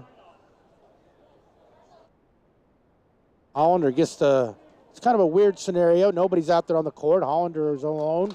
And she makes the second. That makes it a 50-21 game. And we're going to go to a break. You're listening to Keokuk Chiefs basketball on 1310 AM, 93.3 FM, KOKX. Keokuk South 18th Street is now officially the Road of Honor. Can I get a minute, please, but we Donovan? still have a road to go to succeed in completing the rebuilding of this important path to the National Cemetery. Keokuk is honored to be home to Iowa's only national cemetery. More than 6,000 U.S. service men and women lie at rest in these dignified, beautiful grounds. The Road of Honor Committee is committed to making the path to their final resting place just as dignified. Contact the City of Keokuk to learn how you can help today. Johnson with Southern Iowa Insurance Services out of West Point. We're a locally owned and operated independent agency, and we work hard to provide you with the coverage to best meet your unique needs. Give us a call at 319-837-6421 and let April, Brittany, or me help you find a reputable company to protect what is important to you. Southern Iowa Insurance is licensed in Iowa, Illinois, and Missouri. Hey, all right, we're getting ready to start this fourth quarter of action. 8 minutes on the clock. The Chiefs lead 50-21 against the visiting Fairfield Trojans as Kendra Boatman takes the inbound. Trojans in a half-court man-to-man. Michaela Allgivers over to McKenna on the left side. Chiefs are running some motion. Atterberg out front. Over to Martin. Martin to Michaela on the right baseline. Still with some motion, trying to get Atterberg on the post. Almost stripped away by Hollander. Boatman into the lane. Kick out to McKenna. McKenna for 3. Yeah! Bang, bang, bang. McKenna, she gets a 3. It's her 15th of the year, and that makes it a 53-21 game. Lisk now has it on the left side. Left baseline. Her pass to Hollander goes way over Hollander's head. I think she thought Hollander was 6 foot. She's more like 5'4". But it's going to be a turnover back to the Chiefs. 53-21 is the Chiefs' lead as Boatman takes the inbound pass from Atterberg. She's going to walk it across the timeline on the right side. Now the Chiefs are going to run some motion on the half-court set. Martin watching the motion go through the lane to Atterberg, to McKenna on the right side. Here comes Martin through the lane. McKenna on the baseline to Michaela. 18 seconds on the shot clock to Boatman on the right point. Boatman drives to the right wing, kick out to Katie Martin on the right point. Now she's at the point. Now back to Boatman. Boatman now to the point. Over to McKenna. 5 seconds on the shot clock. McKenna drives into the free throw line. No good off the runner off the back of the rim. Rebound Trojans. Boy, I thought she walked right there. I thought she was going to drill it right out of bounds. She thought it was a make. And that's over the back. No call right there as Lisk has it and stripped away by Atterberg right at mid-court. And Atterberg is fouled on the strip steal. 16 foul. That'll be an inbound for the Chiefs here at mid-court. The Trojans had a little trouble with it. Lisk lost it. Thought she might have went over and back. Then she handed it off to Maddie Jones, and Maddie lost it to Cameron Atterberg, and now the Chiefs have it. Katie Martin on the left side. She dribbles out front to Atterberg. Atterberg to Boatman on the right. Out front to McKenna. She launches a 3 from the top of the key. Bang, bang, bang. McKenna Allgivers for 3. That's her second in a row. It's a 56-21 game. Oh, the Trojans almost lost it there, and they will lose it as Lisk passes it to Jones, and Jones loses it off her foot. Another turnover for the Trojans. Probably they got to have at least. As the Chiefs will inbound, 56-21 is the score. Bowman has it out front. They run a high screen with Michaela Allgilbert's back to Katie Martin on a nice give and go, and Katie Martin with the deuce. She now has 8 on the night. Trojans inbound, walk it across the floor on the right side. And it's stolen right there by Katie Martin on the pass to Maddie Jones. And another deuce for Katie Martin. She's into double figures with 10. Chiefs have 3 girls now with double figures. As Hollanders trapped out front, they give it to Lisk. Lisk to Farrell in the paint. Her shot is blocked by McKenna Allgilbert. McKenna secures it to Boatman. Boatman on the left side. She's going to go all the way into the block, and on the drive to the block on the left side, she's going to be fouled on the reach-in by the Trojans, number 10, I do believe, Hollander, her 4th. Number 25 is going to check in Avery Morris, the freshman for number 14, Maddie Jones. As the Chiefs will inbound under their basket on the right-hand side, Kendra Boatman will inbound. She does to Cameron Atterberg on the left junction. Atterberg goes to make a move from the left junction into the paint, and she picked up her pivot foot before she put the ball on the deck. And that's going to be a turnover back to the Trojans as the clock continues to churn here. 4:36 now to go here in the fourth. 60-21 Chiefs lead. Hollanders trapped now in the front court. She splits the trap, tries to get it to Morris. Morris, it bounces off of her back to Hollander, and then Hollander travels with it. That's going to be a turnover back to the Chiefs as the clock continues to burn. Here in the fourth, as Boatman takes the inbound pass, she's going to crawl it across the timeline in the middle. It's all Chiefs right now here in this fourth quarter as Michaela Allgaier is on the left block, hands it off to Katie Martin. Martin flashes it out to Boatman. Boatman drives light baseline, puts it up and in. Nice move by Kendra Boatman. That gives her a season high, career high, 20 points here in this Fairfield game right here. I'll tell you what, as the Fairfield Trojans, Hollander tries to pass it to Lisk and throws it over Lisk's head. Another turnover for the Fairfield Trojans, gives the ball back to the Chiefs. Non-stop clock running as both benches will empty. I'm going to go over the Trojans lineup when I get around to it. It's like number 20, Strickland, number 14, Jones, number 25, Morris, number 4, Lyon, and number 2, Farrell are in there. For your Chiefs, it's going to be Briley Ballantyne, Cameron Atterberg, Allie Ames, Ireland Say, and Leona Stewart. As Allie has it to try to get it to Ireland, and it's stolen away by Farrell. One-on-one, and Ireland's going to foul Farrell on the lay-in. Ireland's third. No easy ones, I tell you what, Ireland says. Ireland, she's a feisty one out there, that's for sure. She says, you ain't getting a layup. That's going to put Farrell to the line. Let's see if it works out for Ireland. 3:05 to go. It's a 62-21 game. 14 foul on the Chiefs as Farrell does bank one home. It makes it a 62-22 game. I don't think they got it right. There we go. Farrell's second attempt as she dribbles 4 times, looks and shoots in. It's clubbed off the back of the rim. No good. Rebound to Atterberg. Atterberg hands it off to Leona Stewart. All the way down on the offensive end is Ireland Say on the left block. Out front to Stewart to Briley Ballantyne. Over to Allie Ames. They get it on the right block to Cameron Atterberg. She puts up a strong move, no good. Gets a rebound, spins, scoops it up and in. Cameron Atterberg with the scoop in. That makes it a 42-point game, 64-22 with 2:30 to go. And on the defensive set, the Chiefs knock it out of bounds. Leona Stewart pokes it away from Strickland. And Maddie Jones will inbound on the far court next to the hash mark for the Trojans. They do inbound to the paint as Farrell to Lyons. Baseline deuce blocked by Ireland Say. And Allie Ames couldn't scrape it away from Morris, and it's going to stay with the Trojans. 2 minutes to go now, 64-22. As Jones will inbound, she does to Farrell. Farrell gets it in the lane, and she's going to be hacked on the floor with 2:05 to go. Foul is on Leona Stewart, her second, team's 5th. And the Fairfield Trojans will inbound. They do inbound to Strickland. It's poked away by Ballantyne, but they're going to foul on Ballantyne.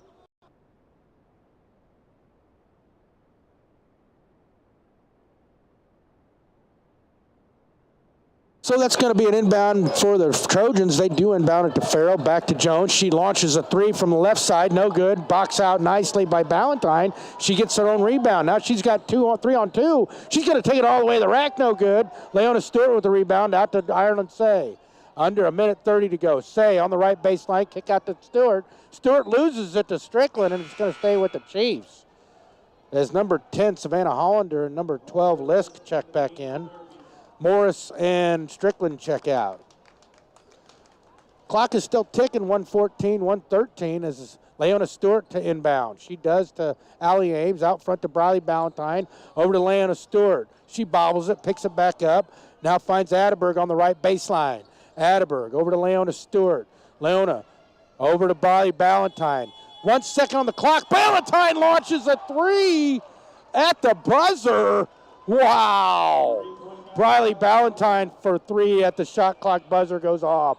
Now Hollander has it on the other end. Under a minute, she hands it off to Lisk. Guarded by Ballantyne. They're going to call Ballantyne with a push. Second on Ballantyne, team 7th. And it's going to be a 1-and-1 for the Trojans with 39 seconds to go.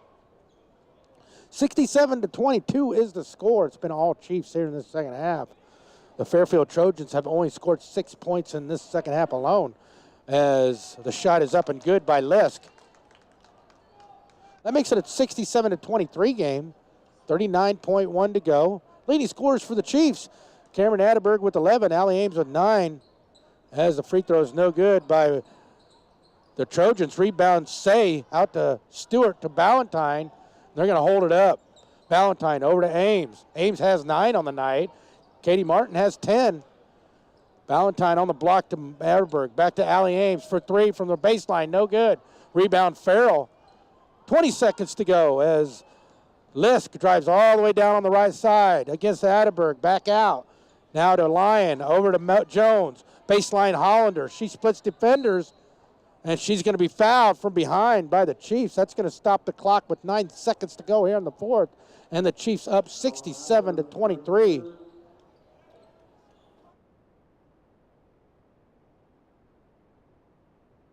So to the line will be Hollander. She's trying to get into double digits. She can with this free throw, and she does. That makes number 10 has 10. She leads the team in scoring on the year, and she does so tonight, Savannah Hollander. With 9 seconds left, she's going to try to give herself 11 points, and her free throw is up and good. That makes the score 67-25 as the Chiefs inbound, and that's probably going to do it as Ireland Say crosses the timeline and gives the ball off to Briley Ballantyne.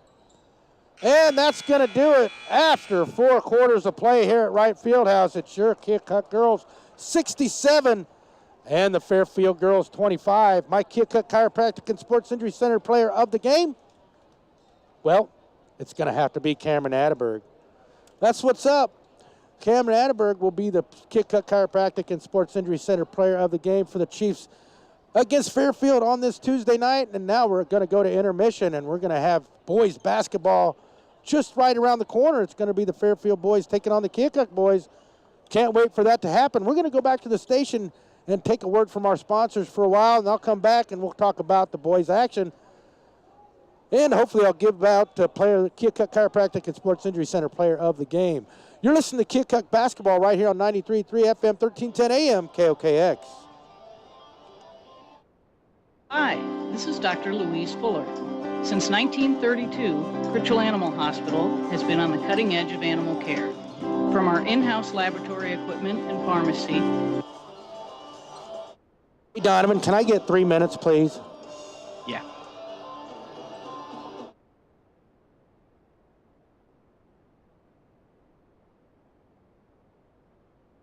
Did he hear me? Yeah. Okay. I no worries. No worries. Sometimes I freak out, Donovan. I'm sorry. Like I can't find my marker.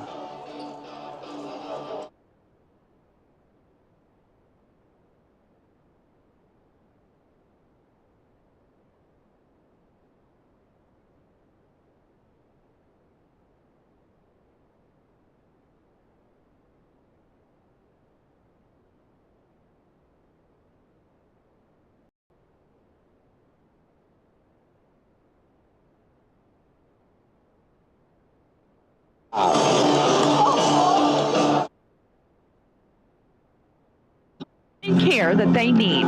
The Kraus & Sons Fall Canned Food Drive is now in full swing. Bring a non-perishable canned food item down to the shop at 1012 Main Street in Keokuk to donate. Speaking of caring, right now with the purchase of a Kraus Comfort Care package, you'll receive a free carbon monoxide alarm to help keep your family safe.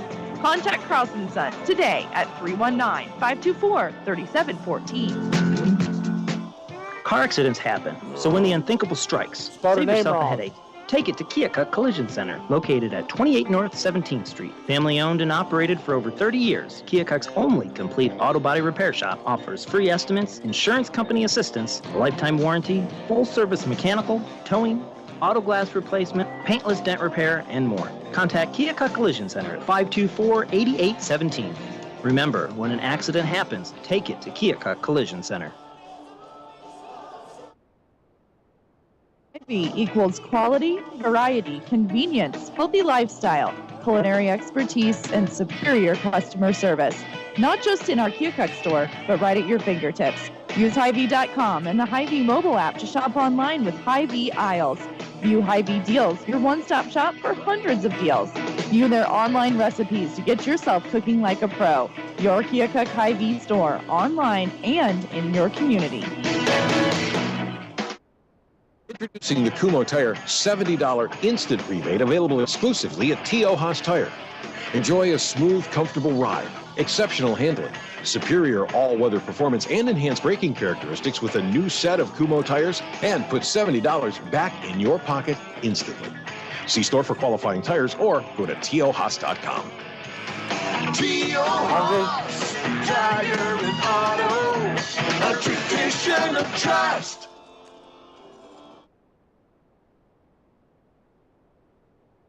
All right, everyone, we're back here at Wright Fieldhouse. After the end of that long second half, the Keokuk girls, they really put everything into motion in that second half, really dominating the Trojans on the offensive and the defensive ends. Mike Davis goes to 3-1 before Christmas. In the Southeastern Conference, the girls improved to 4-2 on the year. My Keokuk Practic and Sports Injury Center player of the game will be Cameron Atterberg, the sophomore center.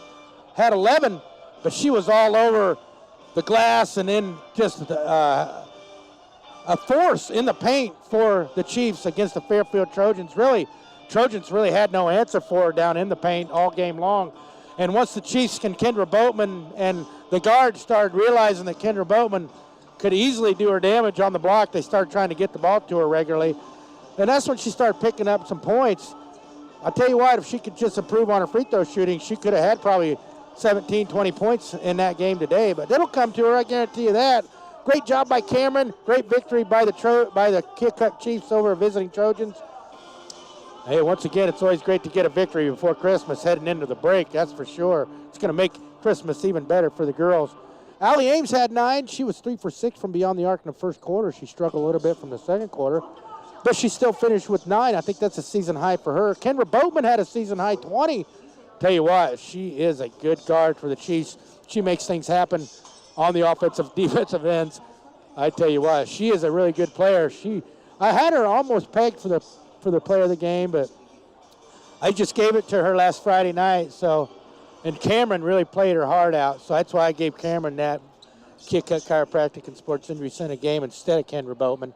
Katie Martin, she struggled with foul trouble, the senior, all game long, but she did finish up with double digits and 10. Otherwise, it was a balanced scoring attack. Ireland Say picked up some points. I think she had 3 or 5 points on the night. Really did a great job on the offensive and defensive glass. It was just a great team win for the Chiefs. And Mike Davis, they'll start off. And they got a Highland tournament, I think they start off after the new year, boys and girls. And I can't wait to watch some of that. That'll be a 3-day affair. So that's what's going to happen to them when they come back from the break as they finish off the first part of their schedule, beating the Fairfield Trojans. It was a huge win, that's for sure, as the Keokuk ran away with it in the second half to finish it up 67-25. It was 16-11 after 1, 33-16 after 2, and then it was all over. But the shouting after that is it finishes off 27.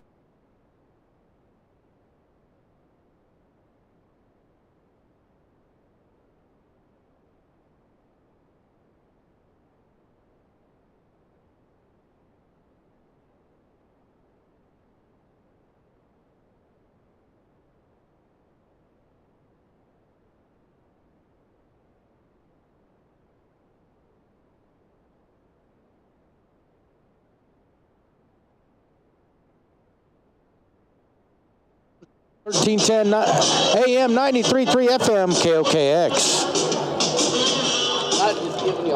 Greenwald Family Dentistry. They're really nice. Everyone there is my friend. They take care of my teeth also. When they clean my teeth, it makes a buzzy noise. Everyone smiles at me, and I smile back at them. I love Greenwald Family Dentistry. Can I get 3 more minutes, please, Donna? They're the best dentists around. Call them today. 524-2728. My teeth are oh so white. Are you good with your hands? Are you looking for a change? Are you driven to make more money? If so, contact Core's for you. Hiring first and second shift production immediately. Work 4 days a week. Receive free health insurance, incentives, and bonuses. First shift pays $14 and second shift pays $16. Plus, an extra $2 for simply working all scheduled hours. Apply on Facebook or in person at 160 Industrial Park in Hamilton. Core's for you, wants you, immediately. Apply today. Right. Throughout the decades, so many Cardinals have made their mark with unique nicknames on this organization. And on Friday, July 30th, we celebrate a few of those players with a mystery alumni nickname jersey, courtesy of Maryvale University. That night, 30,000 fans ages 16 and older receive a mystery jersey featuring an alumni nickname. Fans won't know which player nickname they'll receive until they walk through the gates. For tickets or details, visit cardinals.com/promotions. Cardinals baseball, time to fly. On Sunday, August 1st, the Cardinals host the Twins, and that day is all about the kids. Kids ages 15 and younger entering with a ticket can celebrate Major League Baseball's Play Ball initiative and feel like the pros when they receive their very own Rawlings Kids Baseball Glove. That's Sunday, August 1st. The Cardinals, the Twins, and the Rawlings Kids Glove. Get your tickets today at cardinals.com/promotions. St. Louis Cardinals, time to fly. Family is a 100-year philosophy for the Ames. Born and raised in Keokuk, the Ames family is in their 3rd generation of business. AC Contracting is your hometown industrial, commercial, and residential contractor. And if you need recycling, contact Southern Iowa Recycle for your ferrous metals, along with wood pallet services and sales. With Southeast Iowa's only portable grinding service for pallets, trees, and house demolition. Contact Wes, Zach, or Brandt at 524-5153 or visit their website at amesbusinessgroup.com. Go Chiefs. You rely on your eyes to do daily tasks, process emotions, react to danger, and more. That's why it's important to keep them healthy. Eye specialists at Southeast Iowa Regional Medical Center in West Burlington treat medical conditions of the eye, including cataracts, glaucoma, and retina problems. Their ophthalmologists perform in-office laser treatments and injections, plus surgical procedures in the hospital. High-tech eye treatment is available close to home. Get it at Eye Specialists Southeast Iowa Regional Medical Center. Learn more at greatriverhealth.org. Hey, welcome back, everyone. Still 5 minutes away to get this boys' game action underway. Girls won against Fairfield. It was a blowout, 67-25. Cameron Atterberg was Keokuk Chiropractic and Sports Injury Center player of the game. Chiefs had 3 people in double figures. Allie Ames just missed with 9. That's how they ruled. That's how they ruled the Fairfield Trojans tonight, right here, right field house. This game, I tell you what, I'm looking at the Keokuk Chiefs. They look strong. They look prepared. They look ready. The Fairfield Trojans, they got a senior-laden team, so they know what's up. They got a player, Max Wheaton. He's about 6'5". He is a really good player. Then they got another cat, Tate Allen. He is a guard. He's a really cool, slick player for them. It's going to be a tough matchup for the Chiefs tonight. But I think they can pull it out. They just got to hit some shots from out. They already play great defense. Make some free throws. It can be anybody's game, that's for sure. I know that they're probably not favored coming in, but I'm looking at their squad. Lucas Swaney now is wearing a jersey. He didn't suit up right away for the Chiefs, but he came out, and now he is on the floor. He gives the team a little bit more size at the center position and forward spot and depth on the bench. He's about 6'4", 6'5". He's got a lefty stroke. Lucas Swaney, it's good to see him out there. And it won't be long before another guard, another senior, Chase Eklund, will hit the mix. Hopefully after the break, talk a little bit about that with Coach Zach Summers. We're still about 3 minutes left to go before we have the starting lineups. And we get ready to roll in this second half of this double dip.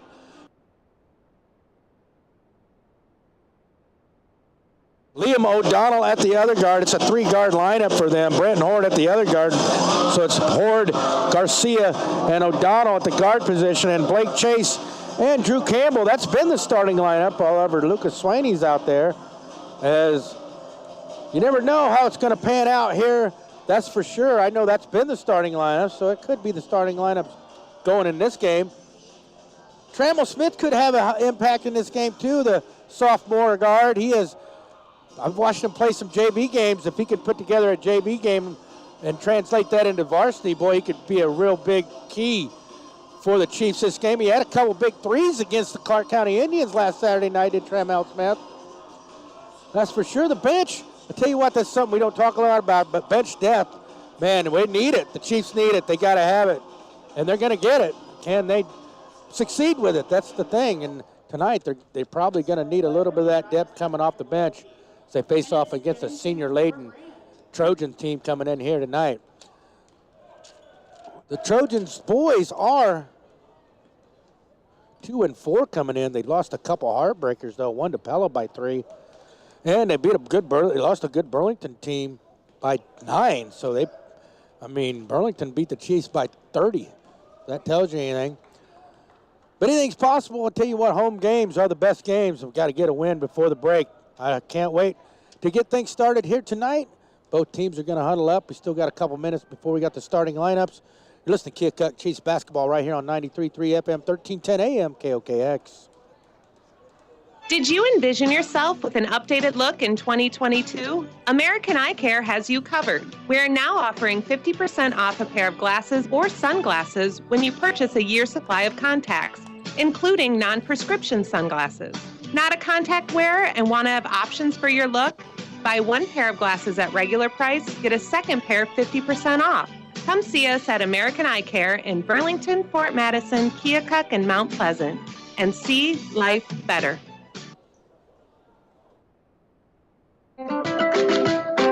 It shouldn't take a storm of immense proportions to find out who you can count on. It shouldn't take a 4-foot diameter tree in your kitchen to find out who you can trust.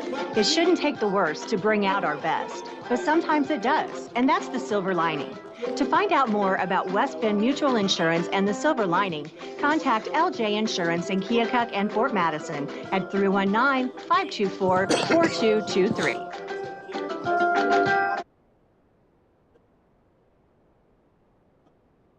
Hey, welcome back, everyone. Getting ready for the starting lineups as the PA announcers ran down his checklist of things to tell the folks here. Starting for the Fairfield Trojans, senior number 2, J.J. Lane, will be at one guard position at 5'10". Senior number 11, Max Wheaton. He's a 6'6" forward, number 11.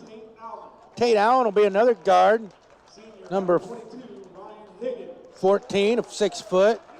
Number 22, Ryan Higgins, a senior at 6'1".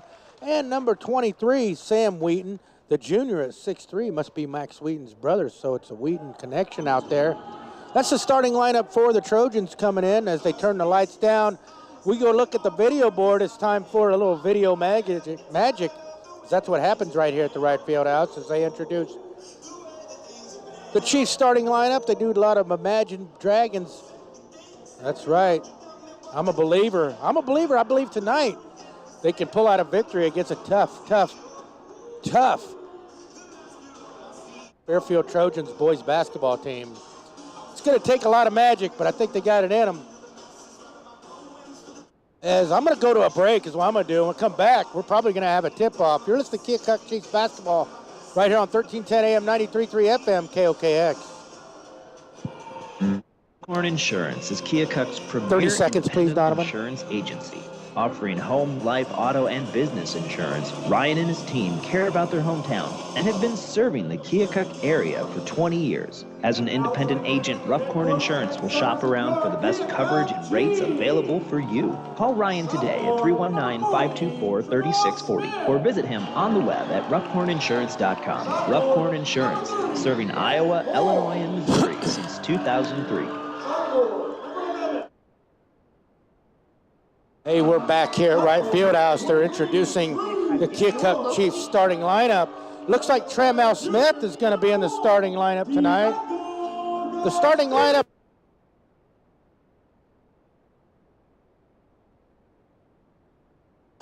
Starting five tonight for your Keokuk Chiefs. It's going to be J.J. Lane, Max Wheaton, Tate Allen, Ryan Higgins, and Sam Wheaton for the Fairfield Trojans. As both teams are held up into the floor, the Keokuk Chiefs are out on the floor ready to tip off. The Fairfield Trojans are in their away jerseys. They're all orange with the black trim. Your Keokuk Chiefs are in the white jerseys with the purple trim. We got 3 referees that are ready to go. The 35-second clock reads 35 and 8 minutes on the game clock as it's going to be Diego Garcia facing off against Max Wheaton with the jump. Diego leads the Chiefs this year in a lot of offensive and defensive categories as Max Wheaton wins the tip. It's going to be Tate Allen with it. He's guarded man-to-man on the half court by Diego. Looks like matchup zone, actually, as the Fairfield has it. They're going to run a weave out front. Wheaton takes the screen, hands it off to Allen on the left side.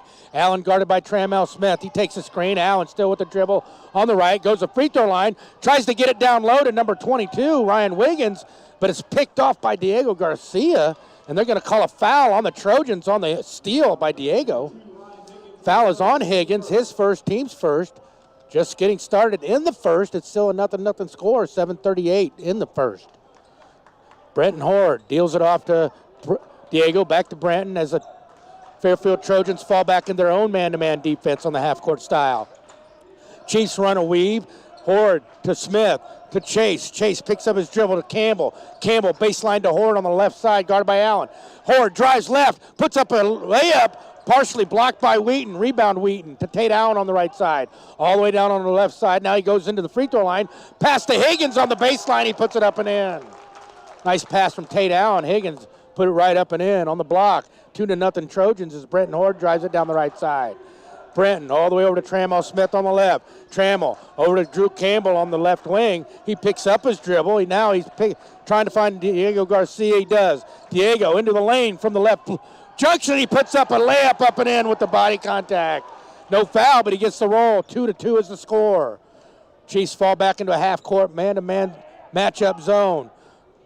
Tate Allen to Max Wheaton. He's at the point. He crosses over, hop step into the paint. Tries to find Tate Allen. Baseline 3, no good off the front of the rim. Rebound loose, tracked down by the Trojans. Back to Tate Allen. He drives into the paint, puts up a 10-footer. No good. Rebound goes to Brenton Horde. He clears it. Diego Garcia now with the outlet. He crosses the line on the right. Over to Brenton Horde on the left. Brenton eyes a 3, buys a 3. No, he misses off the back of the rim. Rebound almost brought down by Blake Chase.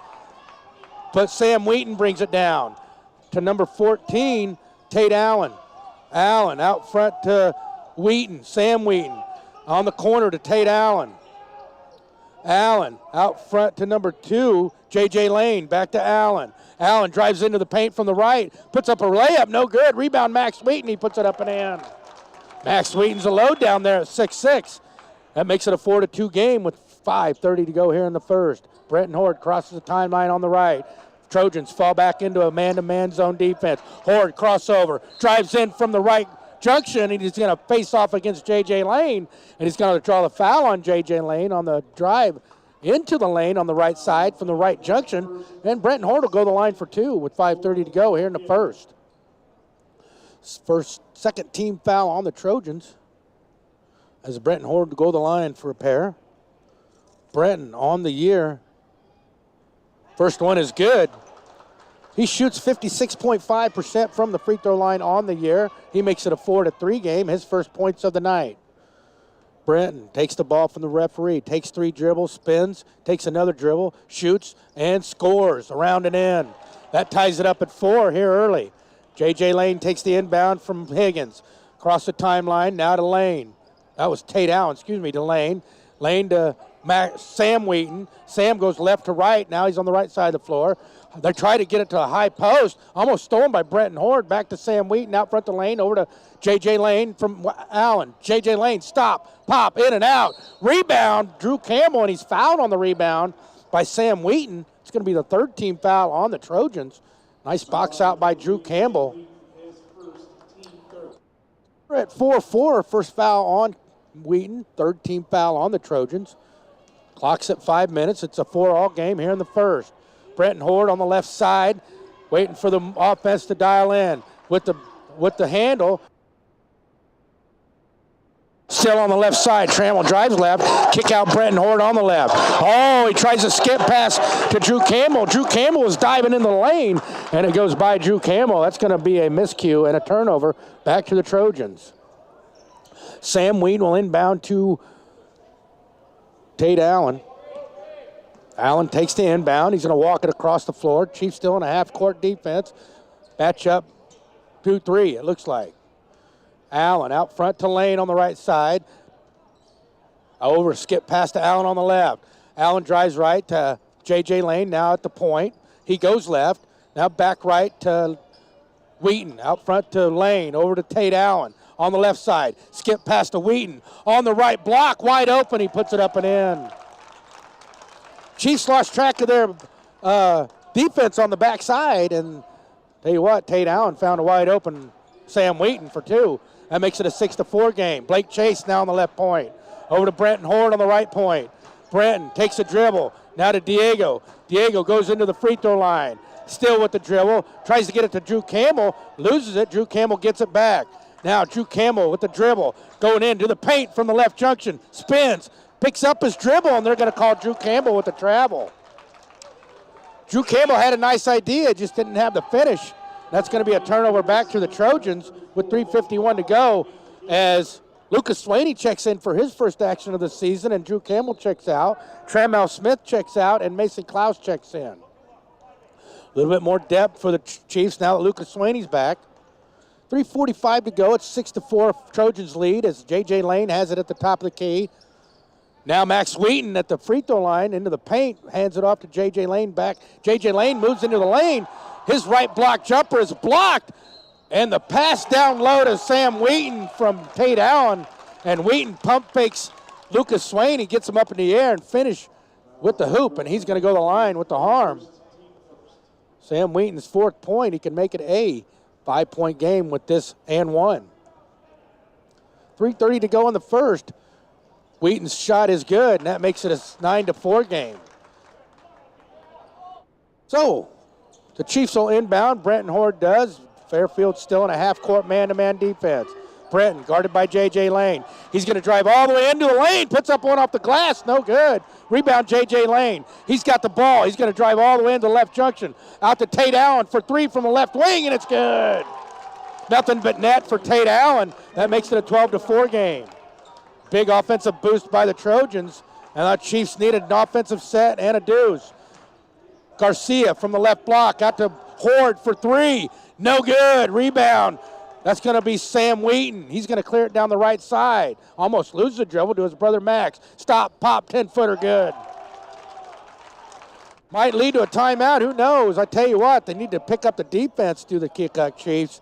It's now a 10-point Trojan lead, 14-4. Lucas Swaney takes the handoff from Brenton Horde. He picks up his dribble. Now it's out to Blake Chase at the point. Over to Mason Klaus. Klaus dives into the right, puts it up off the glass, and he's going to be fouled from behind. Nice move by Mason Klaus. No fear going up against the Wheaton brothers. And he's going to go the line for two. 2:29 to go in the first. Chiefs are down 10, 14-4, with Mason Klaus goes to the free throw line. Foul is on number 11. Max Wheaton, his first. Mason Klaus' first free throw is good. The freshman Mason Klaus putting in the time, getting the work, getting the free throws as Trammell Smith checks in. And nope, now he's going to check back out. I think he wants to check in for Mason Klaus. No, he's going to check in for Blake Chase. So a little miscommunication there. Blake Chase is out. Trammell Smith is in with 2:29 to go here in the first. Mason Klaus trying to make it an 8-point game, and his free throw is off the glass and doesn't get it. And Lucas Swaney fights for the offensive board, but it goes off his hands. It's going to stay with the Trojans. Max Wheaton will inbound to J.J. Lane, and he's going to walk it down the court on the right side. Fires it all the way down to newly introduced number 4, Polonsky. Polonsky gets it down to Wheaton down on the block. He misses his shot, but gets his own rebound and puts it up and in. That makes it a 16-5 game with 2:13 to go. Diego on the left side now with the offense. Still with the dribble. Gets it stolen by Tate Allen, who finds Polinsky streaking down the floor in the middle, but Polinsky can't come up with it. Polonsky loses it, and it's going to be a turnover back to the Chiefs. Chiefs down. Swaney checks out, and Trammell Smith checks in. Drew Campbell checks in. Bretton Horde takes the inbound from Diego Garcia to Mason Klaus, to Trammell Smith on the right baseline. He drives out to the wing to Mason Klaus. Baseline 3, off the rim, no good. Rebound, J.J. Lane. J.J. Lane has it down the left side. He goes to Max Wheaton on the left block, out to J.J. Lane for 3 from the top of the key. Short, rebound, Drew Campbell. Drew kicks it out to Bretton Horde. He's going to run it across the timeline. Nice move on J.J. Lane into the lane, and he is fouled on the drive, and Bretton Horde's going to go the line for 2. 1:28 to go, and the clock stops thanks to the 4th team foul on the Trojans. Foul is on number 4, Polonsky, his first, team's 5th. Bretton Horde to the line for 2. His first is good. No, in and out. Man. Not a good roll there by Bretton Horde. He's trying to make it a 10-point game if he can make this free throw as Higgins and J.J. Lane check out. Number 10, Perkins, and I think Sam Wheaton checks back in. And Horde hits the next one. He makes it a 10-point game, 16-6 with 1:28 to go on the first. Tate Allen takes the handoff from Higgins to Max Wheaton on the right side now on the offensive end. To Tate Allen, to Max on the right wing, skip pass to number 10, Perkins. Now it's Tate Allen with a jumper from the top of the key, and he rattles it home from about 20. And that gives it a 13-point lead, 19-6, as Allen has 2 threes. Here in the first, Bretton Horde now on the right side. Over to Diego on the left side. Diego hands it off to Drew Campbell. Drew Campbell drives to the free throw line, loses it. Trammell Smith tracks it down. And now Trammell picks up his dribble, hands it to Bretton Horde. 14 on the clock. Brenton in the lane. Drew Campbell, baseline 3, off the front of the rim, no good, and out of bounds. Drew had a nice look, couldn't connect, as the Chiefs' defense is struggling here in this first quarter. They really need a defensive stand here at the end of the quarter. It's now a 13-point Trojan lead as Mason Klaus checks in. Chase checks in. Mason Klaus checks out. Tate Allen has it to Perkins on the right side. Perkins switches places with Allen to Wheaton. Sam at the top of the key to Allen. Allen pump fakes, takes a high screen, nothing doing. They get to Max Wheaton on the right point. To Tate Allen, he drives into the free throw line. Nice pass to Sam Wheaton. Misses. Sam Wheaton gets his own rebound, but on the pump fake, he's going to travel with 17.2 to go as the Trojans are dominating the offensive glass against the Chiefs here in the first. Diego takes the inbound from Horde, gives it back to Horde. Horde crosses the timeline in the middle, 10 seconds to go. Drew Campbell, they're going to run something. Diego on the point. Diego into the free throw line, out to Trammell Smith. Trammell drives to the right block, picks up his dribble. They got to get it off. Diego at the buzzer, no good. After 1 quarter of play, it's your Keokuk Chiefs 6 and the Fairfield Trojans 19. You're listening to Keokuk Chiefs basketball on 1310 AM, 93.3 FM, KOKX. Hauling, a staple of Keokuk, is your locally family-owned refuse and hauling service. Established in 1974, service is what they sell. Not only commercial and industrial services, but residential as well. Can I get a minute, please, Donovan? Purging, and Cole Morgan's Hauling makes it easy to get rid of those unwanted items. Reliable, friendly, experienced service is what Cole Morgan Hauling is all about. To learn more, follow them on Facebook or give Cole Morgan's Hauling a call today at 319-524-1674.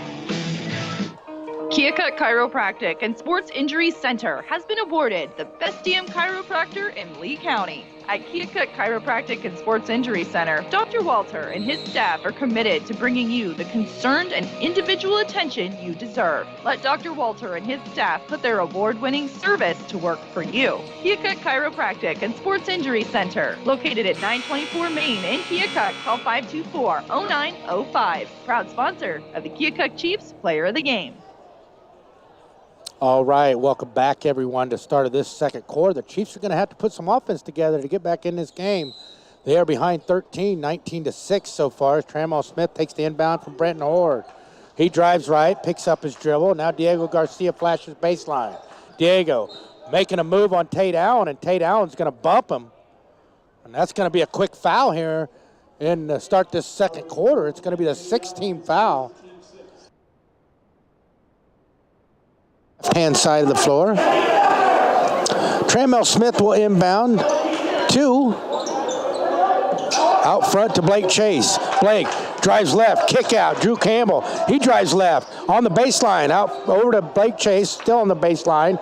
His pass to Diego Garcia is knocked away by J.J. Lane. It'll stay with the Chiefs in front of the Trojans bench right here on the near court. Diego Garcia will inbound to Brenton Horde. Brenton Horde splits defenders, loses it, gets it back. He's trapped. He's going to skip past to Trammell Smith on the right side. Trammell loses it, gets it back, finds Diego. Diego, he's going to go all the way up and into the lane, miss a layup, gets his own rebound, misses the rebound. And that's a rebound to Max Wheaton. He's going to take the ball all the way down on the offensive end to J.J. Lane, to Tate Allen, back to Max Wheaton. He loses it, gets it back. Out front to Tate Allen, left wing three, off the front of the rim, no good. Rebound, Brenton Horde. He's going to clear it down the right side all alone. Still with the dribble, and they're going to call a carry on Brenton Horde. He doesn't like the call, but they called it anyway. I'm not seeing Liam O'Donnell out there for some reason, which is weird. Hopefully he's not sick or something. So J.J. Lane will introduce the offense for the Trojans. It's still a 13-point Trojan lead, 16-9, just getting started here in the second. Perkins has it. He's going to find Wheaton, Sam Wheaton out on the front. Chiefs in a man-to-man. Sam Wheaton bulldozes into the lane, and he's going to draw the foul on one of the Chiefs down there. There was three of them. It's going to be number 11, Blake Chase. Sam Wheaton will go to the line for two. Team's second on Blake Chase. Looks like number 15, Lucas Swaney's getting ready to check back in. Sam Wheaton's first free throw is up and good. That makes it a 20-6 game, a 14-point Fairfield Trojan lead as Blake Chase checks out and Lucas Swaney checks in. Isaac Harris wants to check in for number 10, Riley Perkins, and he does. Sam Wheaton's got another free throw. He's going to try to make it a 17-point game, and he doesn't off the back of the rim. Rebound, Lucas Swaney. He's going to find Diego Garcia, who streaks down the left side. On the offensive end, still with the ball. Nice up and under move. All the way, Diego Garcia. He makes it a 12-point, 20-8 game. 6:36 to go. J.J. Lane has it. Chiefs in the 2-3 matchup to number 15, Harris, to number 4, Polonsky. Polonsky on the baseline to Sam Wheaton. Sam drives into the paint, kick out to J.J. Lane on the point. J.J. to Sam Wheaton on the right wing. Almost traveled, a skip pass to Polonsky. His left-handed shot is up and good from 15. That makes it a 22-8 game. Nice defense. That was just a good shot by Cooper Polonsky. With 6 minutes to go, the Chiefs have it on their end. Diego left to right into the lane, and he's going to get bumped in the lane by Polonsky. And I do believe that's going to initiate the 1-and-1. And Diego Garcia, no, they're going to still call it, yeah, the 1-and-1 now. Diego Garcia will go to the line. Hopefully he can convert 2. Diego's struggles from the line are well known if you're in the Keokuk circles. Love to see him start connecting regularly, that's for sure. He only shoots about 42% on the year. As Tate Allen checks in and Polonsky checks out for the Trojans. Diego's first attempt is up and off the front of the rim, no good. Rebound, Max Wheaton. He kicks it to Tate Allen. The Trojans are going to hurry it down the floor. Tate Allen back to Max Wheaton at the point. He's going to dive into the lane on the left. Spin, put one up and in off the left block. He's a man among boys back there, down there on the block, that's for sure. At 6'6", about 250. It's a 24-8 game as Diego Garcia hits Drew Campbell now on the left point. Campbell with the dribble now over to the left wing. Almost to the left baseline, picks up his dribble. Still trying to find Trammell Smith out front. 17 seconds on the clock. Trammell Smith left to right in the lane. Puts up a layup, and it's blocked by Max Wheaton. It's going to stay with the Chiefs under the basket on the right side with 13 seconds on the shot clock. 5:24 to go here in the second. Brenton Hordle inbound on the right side. Chiefs running offensive set off the inbound pass. Trammell Smith, baseline jumper from the right, off the back of the rim, no good. Rebound Allen. Sam Wheaton's got a clear lane all the way up and in on the transition. He broke free on the breakout, and nobody tracked him down for the Chiefs, and Sam Wheaton now has 8. Brenton Horde on the point. Brenton drives left junction, and on the layup, he's going to get creamed to the ground, and there's going to be a foul on the Trojans. It's going to be the 8th team foul. The Trojans aren't afraid to put the hand on the wrist and draw the fouls. That's their 8th team foul. With 5:03 to go here in the second, and Brenton Horde will go to the line for 2. Brenton can make it a 16-point game. They need to chip into this deficit. 5:03 to go, and his first shot is rim friendly, and it rolls in. As number 22 Higgins checks in and Max Wheaton checks out. Trammell Smith checks out and Mason Klaus checks in for the Chiefs as Brenton Horde tries to make 2 from the free throw line. Brenton's second attempt is up and off the front of the rim, no good. Rebound Sam Wheaton. Sam's going to clear it himself down the middle of the floor as the Chiefs fall back in the half-court defense. Hands it off to Tate Allen. High screen, nothing doing. Allen still with the handle, picks up his dribble to number 15, Isaac. Isaac down in the lane. Finds Allen. Now Allen to Wheaton. Wheaton gets a shot blocked by Lucas Swaney. Diego Garcia's got one-on-one. Spin, and he is clocked on the spin move from the left block, and he's going to go to the line for 2. Another foul on the Trojans here in this first half. They're 9th. 4:36 to go here in the second. Second foul on number 22. That's going to be Ryan Higgins. As Diego goes to the line again, this time for a deuce. He missed the front end of a 1-and-1 his last time, and his first shot is off the front of the rim, no good. He's got the form, he's got the follow through, he's just got to get the confidence. Diego trying to make it a 26-10 game. Takes 3 dribbles, looks at the rim, shoots, and off the rim, no good. Rebound Sam Wheaton. Sam clears it to Tate Allen. Shots aren't falling for the Chiefs here in the first half. As J.J. Lane drives left baseline and delivers on the left baseline.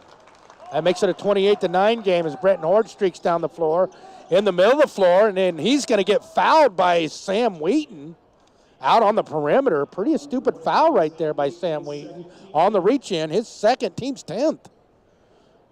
As Fairfield might start getting into foul trouble here shortly. That's going to lead to a 1-and-1, maybe even a double bonus now for Brenton Horde, as he's going to try to get the Chiefs into double figures. His first attempt is good. That makes it an 18-point, 28-10 lead as Trammell Smith checks in and Drew Campbell checks out. Sam Wheaton checks out. Looks like number 10, Riley Perkins, checks in. Brenton Horde's second attempt is up and no good. Can't be rim friendly. Rebound number 15, Harris. Tate Allen takes the screen from Harris, picks up his dribble, finds number 10, Perkins. Perkins picks up his dribble to Allen on the right side. Out front to J.J. Lane. He dribbles left to the left junction. Kick out is number 10, Perkins. His three-pointer's no good. Rebound loose, picked up by Brenton Horde. He finds Diego Garcia in transition. He stops, pops from the free throw line, in and out. Rebound Harris. Harris clears it to J.J. Lane, and we're going to have a 30-second timeout with 3:46 to go here in the second. And Fairfield up 28-10. Fairfield's going to call a 30-second timeout. You're listening to Keokuk Chiefs basketball on 1310 AM, 93.3 FM, KOKX. Don't be shy. Come talk with us about joining our family at River Hills Village. We're looking for compassionate RNs, LPNs, 30 and seconds, CNAs. please, Donovan. River Hills Village has new starting wages, shift differential, flexible scheduling, as well as tuition assistance, paid training, holiday pay, 401k plan, and paid time off. Apply online at riverhillsvillage.com. River Hills Village Retirement Community in Keokuk is an equal opportunity employer. River Hills Village.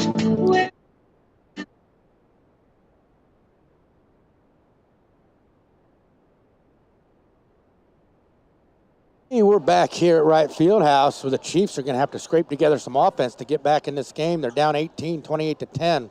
As Tate Allen introduces the offense, he finds number 4, Polonsky, to J.J. Lane, into the lane, and he puts it up and in on the weave play.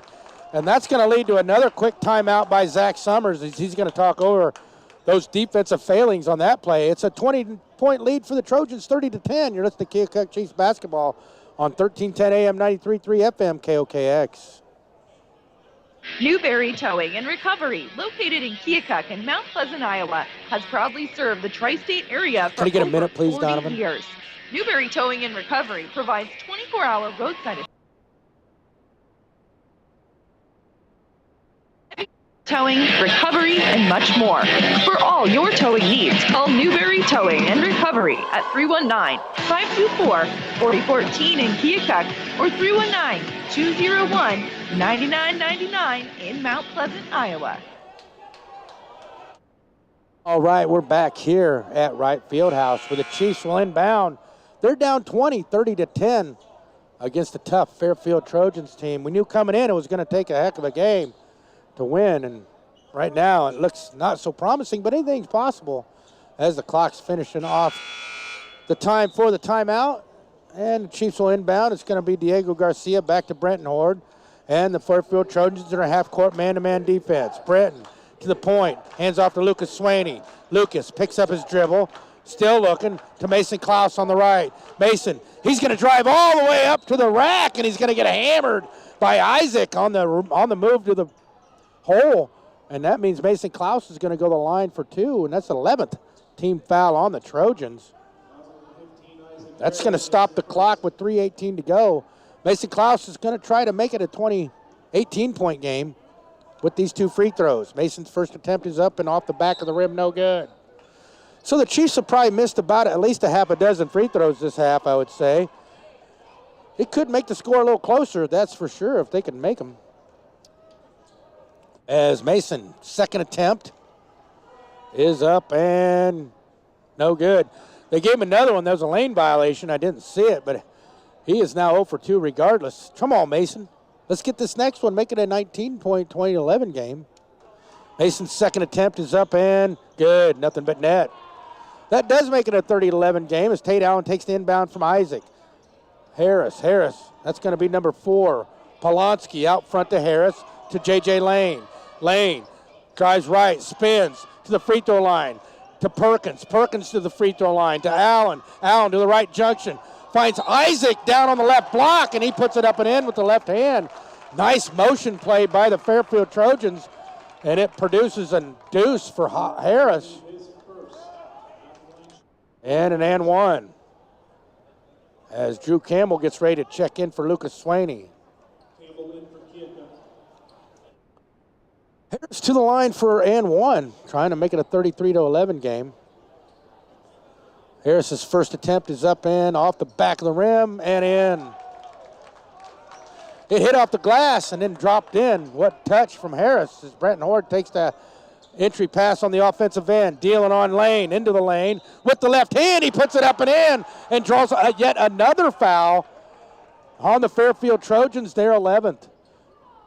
Horde's got 7. He makes it back to a 20-point game. The foul is on J.J. Lane. No, excuse me, Cooper Polonsky, his 3rd. As Brenton Horde again to the free throw line. His shot is around and out. Rebound, Tate Allen. Tate Allen's going to clear it to J.J. Lane on the right. J.J. goes left to the junction, hands off to Polonsky. No, that's Perkins. No, that's Polonsky. Hands off the lane to run a weave now to Tate Allen. That's Perkins on the baseline, back to Allen. Skip past the lane on the right side, trying to get it on the block to Isaac, and they do. And they're going to call a reach-around foul on Tramel Smith on Isaac on the block, and that's going to be the 4th team foul on the Keokuk Chiefs boys team. As Blake Chase is going to interplay for Mason Klaus. 2:28 to go. It's a 20-point, 33-13 Fairfield Trojan lead. As Tate Allen looks to inbound on the left side underneath the basket. He does inbound out front to Perkins. Perkins drives left to screen, nothing doing by Isaac. Hands it off to J.J. Lane. J.J. drives to the left junction, stops, pops, no good. Nice defense by Brenton Horde. Brenton gets the rebound. He's going to go all the way down. He's going to get hacked. Boy, I tell you what, that was ugly. As the Trojans players go down, Horde goes down. Tate Allen looks like he might be shaken up a little bit. Brenton Horde's going to go a line for 2. Big collision after Brenton Horde raced down the floor off the rebound and tried to put it up off the rack. Tate Allen crashed into him. Both players went to the floor. 4th foul on number 4. They're going to call it on Polanski, the foul. His 4th, as Brenton Horde makes that one. Sam Wheaton's going to check in for Polanski. That makes it a 19-point game, 33-14. Let's see if Brenton can cut it to 18.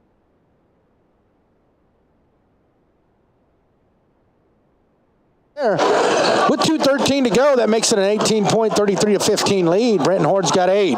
Tate Allen to J.J. Lane. Now the Trojans have it on offense. To Perkins on the left side. Over to Allen on the right side. The Fairfield Trojans have been having good luck getting the ball on the block with this motion offense, as Perkins has the handoff from Harris to J.J. Lane on the point. To Tate Allen, left wing 3, no good. Rebound, Diego fights for it, and it's going to go off of Wheaton's hands. Sam Wheaton out of bounds to the Keokuk Chiefs with 1:48 to go here in the second quarter. Brenton Horde takes the inbound pass. He's going to walk it up the right side of the floor, across the timeline. Fairfield in the man-to-man half court. Diego on the left side with the dribble, still with the dribble, over to Trammell Smith. Trammell looking over to Brenton Horde on the right wing. He's going to shoot it, and it's way short, nothing but air. Tate Allen with the rebound. He's got the dribble all the way down in the lane. He's going to find Sam Wheaton on the block. He's going to put it up and in. Thought he might have traveled, no call.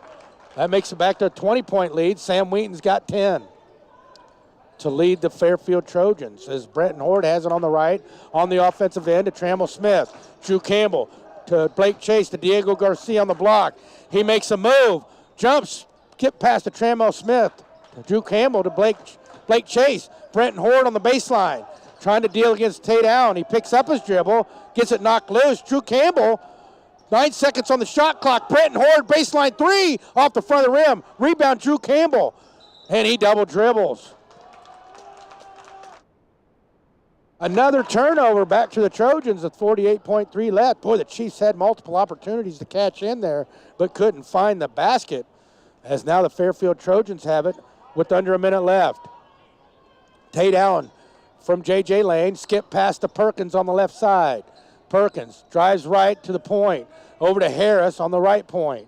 Harris with the ball, with the dribble. 30 seconds in the game, 17 seconds on the clock, shot clock. J.J. Lane now on the point.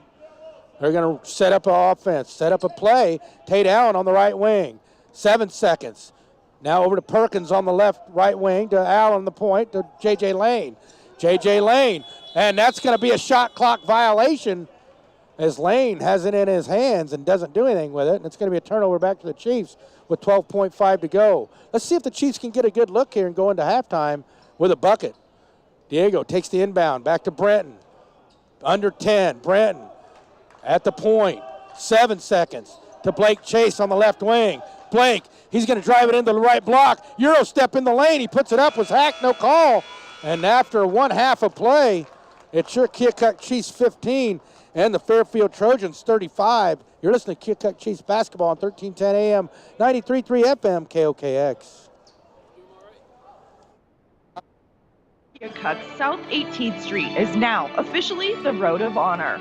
But we still have a road to go to succeed in completing the rebuilding of this important Donovan, can you give me 5 minutes? I'm going to try to get Keokuk this is honored to be home certificate to out. Iowa's only national cemetery. More than I'll be right back, 6,000 hopefully. U.S. service men and women lie at rest in these dignified.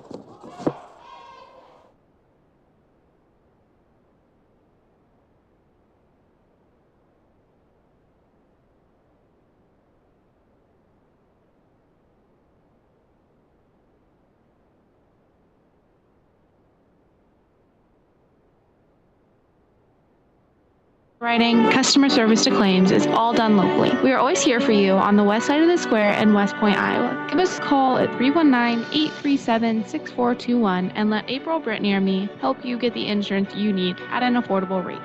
Lee County Mutual has been serving Lee, Des Moines, Henry, and Van Buren counties in Iowa since 1894. Hey, do you know how amazing the doctors are at Critchell Animal Hospital? Pretty sure I do. Yeah, but do you know? Do I know they provide the best animal care in the tri-state area? Do I know they have an 85-plus year history of babying your babies? Yes, I do know that. But do you know that they have a reputation of babying your babies? Just said that. But do you also know that Louise, Anthony, and Lisa are here for you 24/7? Go to Critchell Animal Hospital for all your four-legged family needs. 1912 Main Street, Critchell Animal Hospital. They baby your babies.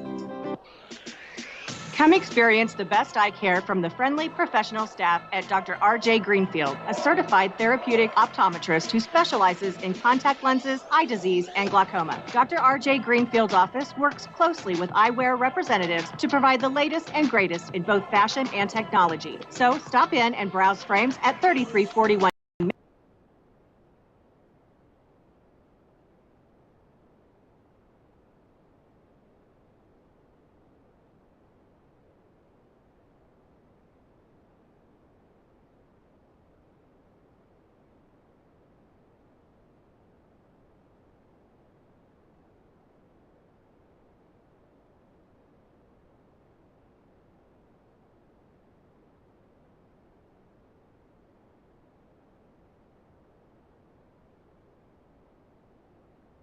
Earn 1K with company matching, paid vacations and holidays, sick days, and paid time off after 1 year of being with the company.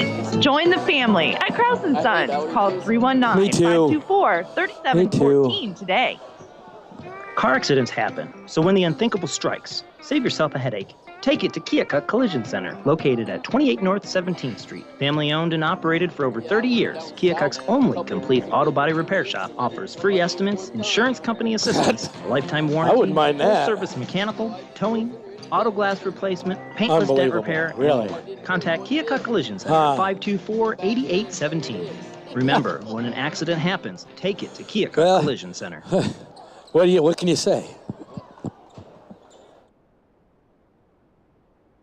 We're back here at Wright Fieldhouse. I got my deed done. I got Cameron Atterberg. She was a Keokuk chiropractic and sports injury player of the game in the girls' game. Congratulations to her. She did a great job on the block. Phenomenal job on the boards. She's a terror, that's for sure. Her size really gives an advantage to the Keokuk girls basketball team, that's for sure.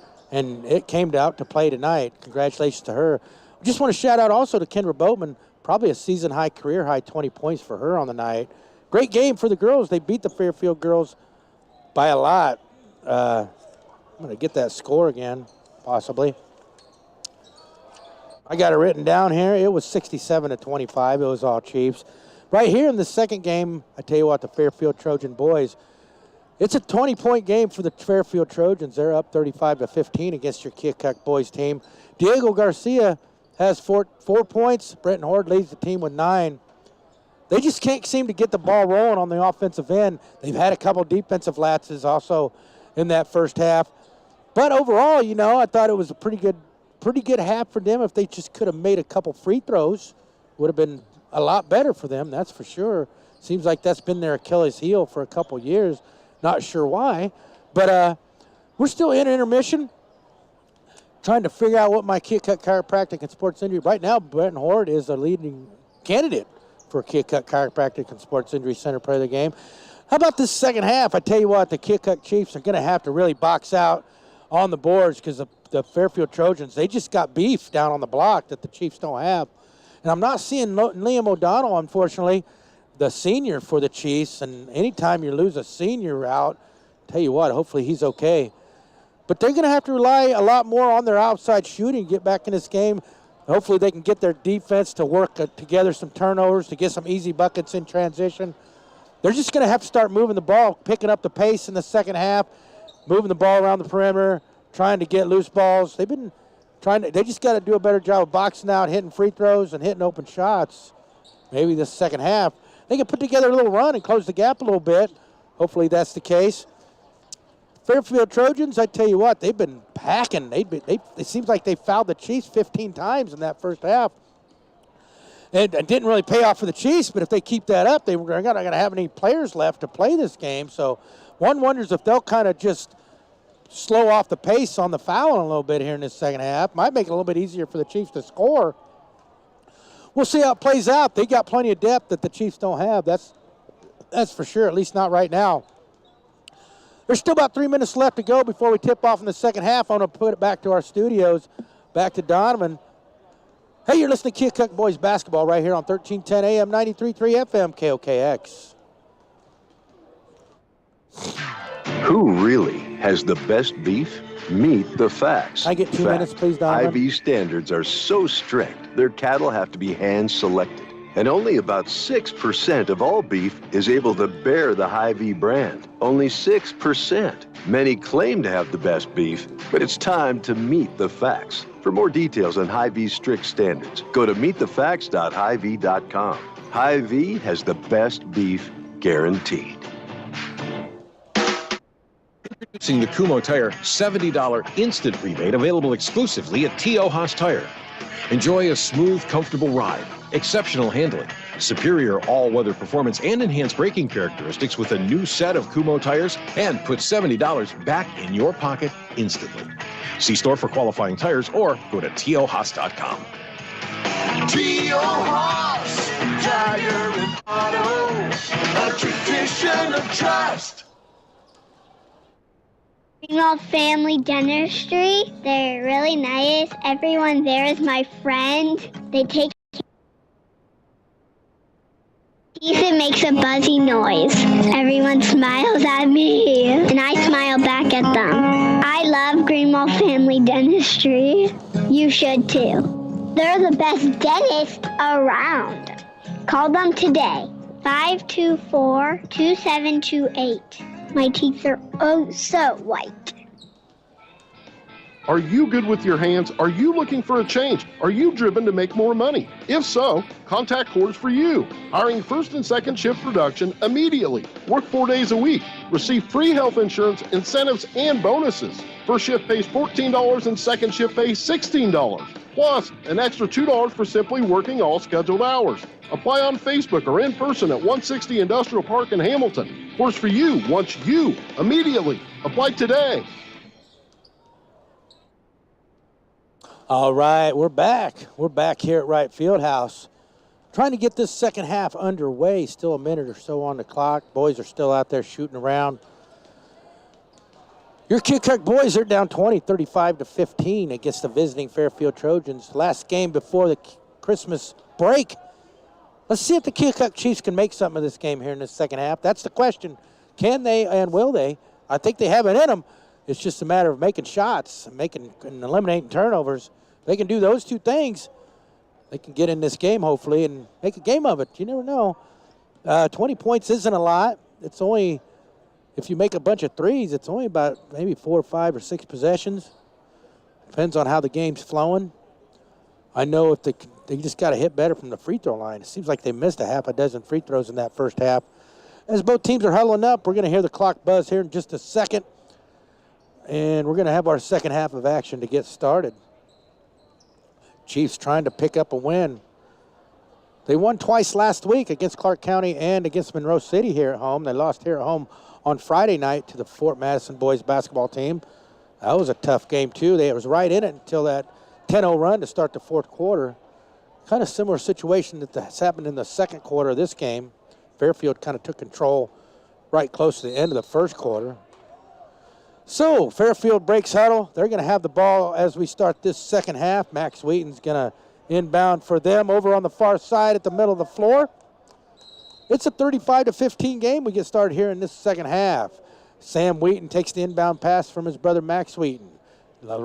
Fairfield Trojans are going to set up an offense against the defense of the Keokuk Chiefs.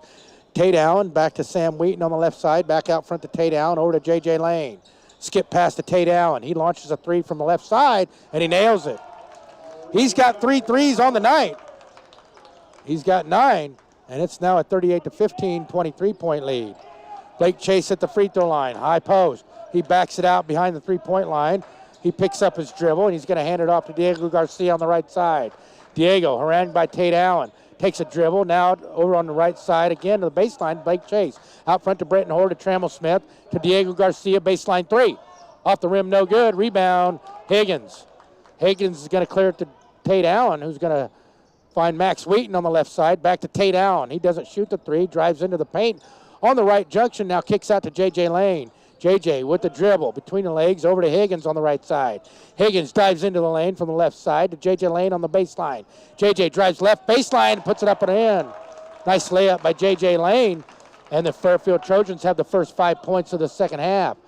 Diego takes it from Blake Chase, from Diego Garcia, back to Chase, to Diego, to Brenton Hoare on the left baseline. Brenton moves the ball back out to the point. Baseline is Drew Campbell. He drives baseline. He's bumped, picks up his dribble, puts it up off the rim, no good. Rebound Sam Wheaton to Tate Allen. He's got 2-on-1. Euro step and up and in. Tate Allen on the transition layup. He's got 11. First 7 go to the Trojans here in the second half. Diego now to Blake Chase on the right side. Blake to Drew Campbell on the baseline. He's trapped. He holds it high out to Diego. Diego, he pump fakes, and he's going to be bodied on the pump fake by J.J. Lane. So the first foul of the second half will go on the Fairfield Trojans.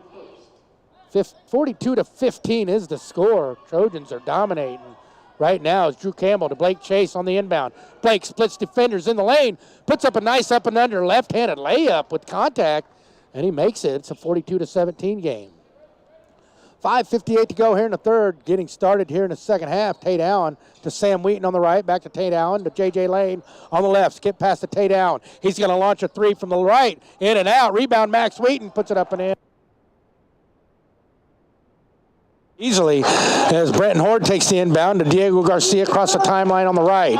Diego picks up his dribble to Blake Chase on the right junction to Trammell Smith to Brenton Hoare on the right left baseline. Brenton picks up his dribble out front to Blake Chase. Blake breaks it out over to Brenton Hoare on the left wing. Hoare into the paint. Nice pass from Blake Chase to Drew Campbell, and Drew's going to be called with a charge on the shot. That was bizarre. That's going to be a turnover back to the Fairfield Trojans, and it's a 44-17 game. First foul on Drew Campbell, first team foul on the Chiefs as Higgins is wide open on the left corner. He's going to drive baseline. He's going to find Max Wheaton, who loses it, and he's going to pick it up, fire it over to J.J. Lane, left baseline. He's going to make a nice move, blocked shot by Brenton Hoare. He picks up the rebound. All alone is Diego Garcia. Now he's got one-on-one with Lane. Lane fouls him on the layup, and Diego's going to go to the line for two. J.J. Lane picks up his second quick foul. His third, team second, and Diego go to the line, where he struggled on the year. Come on, Diego. Diego takes 3 small dribbles, looks, shoots, in and out, off the rim, no good. And the free throw shooting woes continue for the Keokuk Chiefs. 4:56 to go in the third. It's a 44-17 Fairfield lead as Diego tries to get the second, and he does. That makes it a 44-19 game with 4:56 to go as Tate Allen takes the inbound pass. He's going to square up against the defense of the Chiefs. Half-court man-to-man matchup, 2-3. J.J. Allen skip pass to try to get it on the baseline to do to Higgins. He puts it up, no good. Rebound, gets his own rebound, does Higgins, and he puts it up and in. 46-18, Higgins has 4 as Diego has it on the offensive end. Diego over to Brenton Hoare on the right. Back to Diego on the junction. Back to Hoare to Trammell Smith. He launches a 3. Good. Bang, bang, bang. Trenton Hoare for 3 from the left point.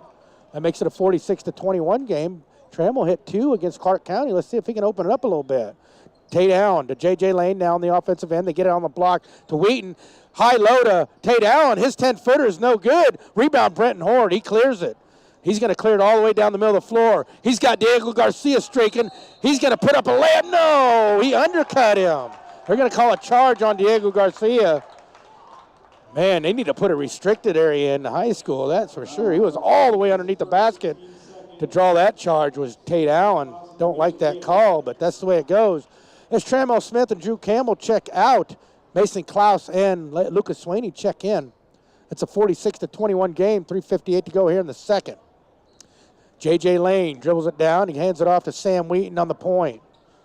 Sam's going to run an offense back to Max Wheaton on the left wing.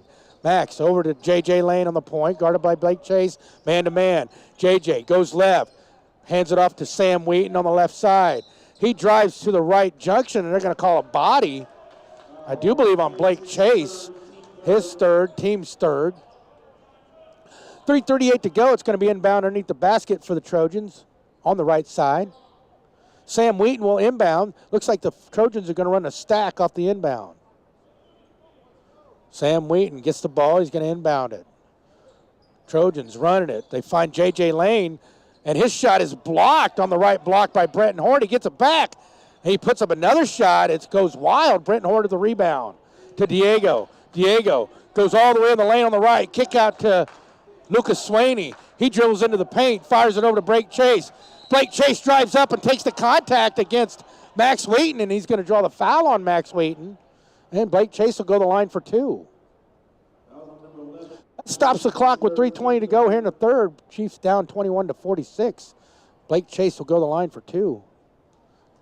Trying to cut the lead to 22. He gets the first one.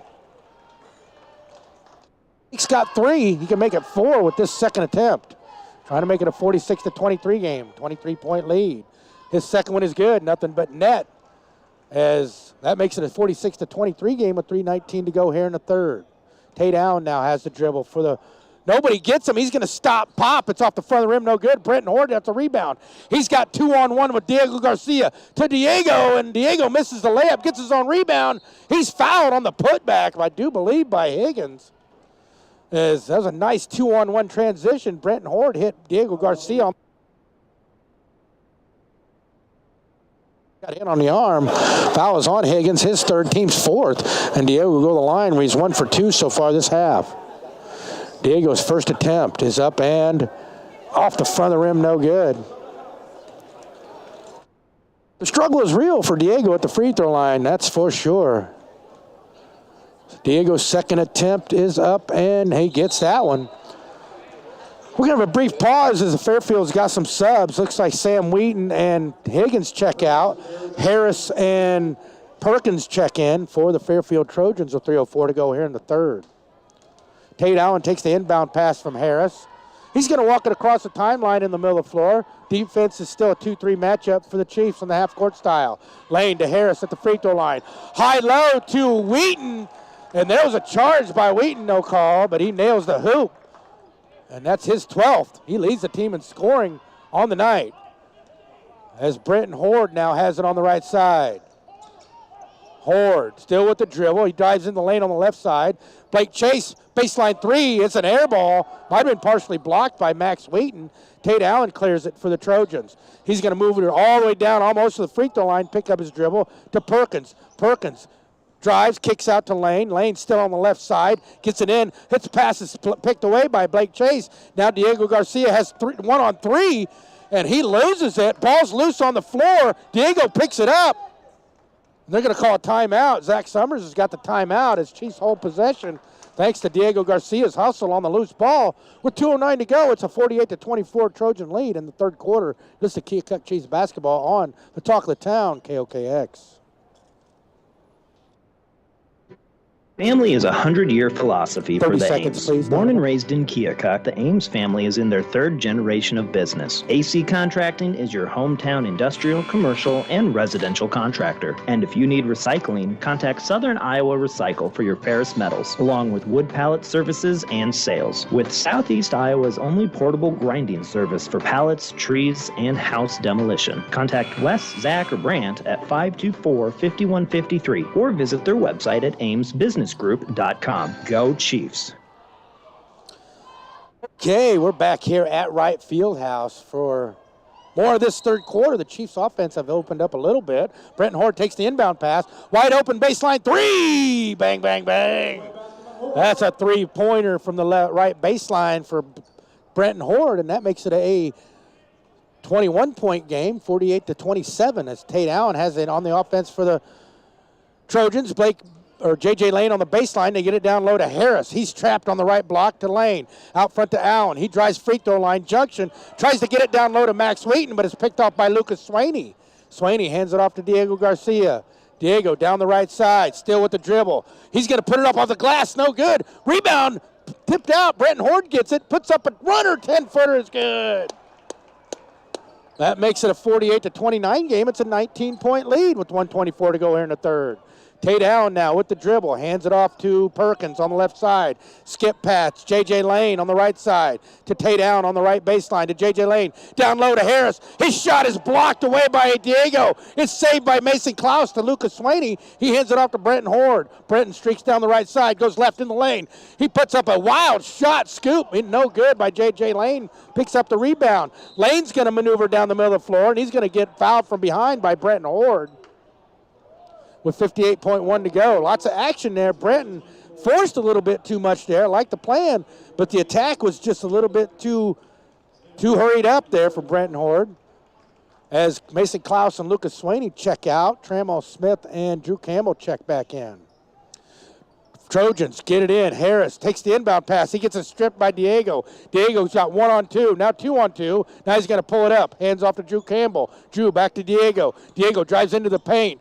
Kicks out. Drew Campbell, wing three. Off the back of the rim, no good. Rebound, Max Wheaton. Boy, that would have been sweet if he makes that one. Wheaton's going to clear it for himself all the way down the right side. Switches over to J.J. Lane on the left point.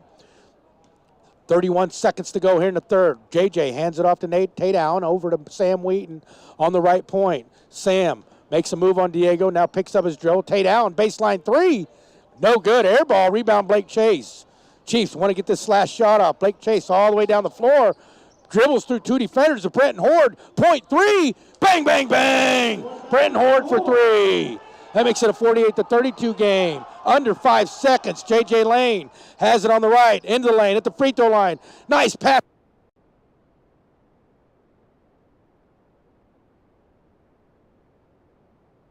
Oh, man, I don't like that call. Looked like he got it off in his hand as a light was on the glass, but they're going to call it good. That makes it an 18-point game at the end of three, 50-32. You're listening to Keokuk Chiefs basketball on 1310 AM, 93.3 FM, KOKX. You rely on your eyes to do daily tasks, process emotions, 1 react minute, to please, danger, Donna. and more. That's why it's important to keep them healthy. Eye specialists at Southeast Iowa Regional Medical Center in West Burlington treat medical conditions of the eye, including cataracts, glaucoma, and retina problems. Their ophthalmologists perform in-office laser treatments and injections, plus surgical procedures in the hospital. High-tech eye treatment is available close to home. Get it at Eye Specialist Southeast Iowa Regional Medical Center. Learn more at greatriverhealth.org. Been better in this half. Hey, we're back here. Did you vision yourself sorry with an about that, updated Donna. look in 2022? American Eye. Okay. Ah. All right. Hey, we're going to get started with this fourth quarter here at Right Field House. Sean Stewart, voice of Chiefs Nation. Right now, my Keokuk Chiropractic and Sports Injury Center play of the game will be probably in this game play Brenton Horde. He's got 17 to lead all of the comers and all the comers. That's more than any of the Trojans got also. He came in third in this conference in three-point makes with 10, Brenton Horde. He's only up in that. And the Chiefs will inbound. Brenton inbounds to Diego. Diego facing off against a man-to-man defense for the Trojans. On the right point, he drives into the free throw line, spins, puts up a 5-footer, he gets it to roll. Nice job, Diego. And that makes it a 16-point game. Tate Allen to Sam Wheaton on the right now. Sam dribbles it, flashes it over to J.J. Lane on the point. Over to Tate Allen, back to Lane. Lane to Sam Wheaton on the left. He dribbles it off his foot, picks it back up, hands it off to Tate Allen. Tate Allen dribbles it to the point, over to J.J. Lane on the left wing. J.J. shoots a long three, and he gets it. Nothing but net for J.J. Lane. That's a nice stroke right there. That's a big bummer. That was a good defensive set, but that makes it back to a 19-point, 53-34 game as Brenton Horde has it on the point. Still on the point, guarded by J.J. Lane. He goes into the lane, scoops one up. No foul. Rebound, Max Wheaton. He's going to clear it himself down the floor, all the way in the lane. Skip pass to J.J. Lane. Back to Max Wheaton, to Tate Allen, to J.J. Lane. Baseline drive, puts up a 10-footer, no good. And they're going to call a foul on the Chiefs. I don't know. I'm not usually critical of the refs, but that was the same foul that they didn't call there on the other end. That's what's frustrating sometimes. I'm not sure Zach Summers is trying to talk about that. That's going to put J.J. Lane to the line for 2 with 6:54 to go. He can make it back to a 20-point game, and he does. That makes it 54-24. That ends a big run by the Chiefs. The Trojans now have 4 players in double digits, thanks to J.J. Lane's free throw right there. It gives him 10. J.J.'s second attempt is up, and it's good. It is now a 21-point lead as Brenton Horde takes the inbound all the way down on the other end. He's going to almost get it swiped away, but gives it to Diego Garcia. He's going to drive it all the way into the lane, face up against Max Wheaton and put it in. Nice layup by Diego. That makes it back to an 18-point bulge for the Trojans.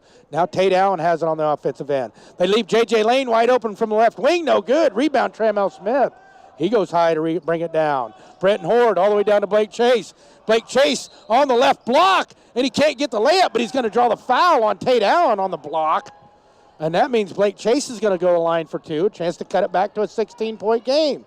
Well, he can cut it back to a 17-point game. 15 foul on the Trojans.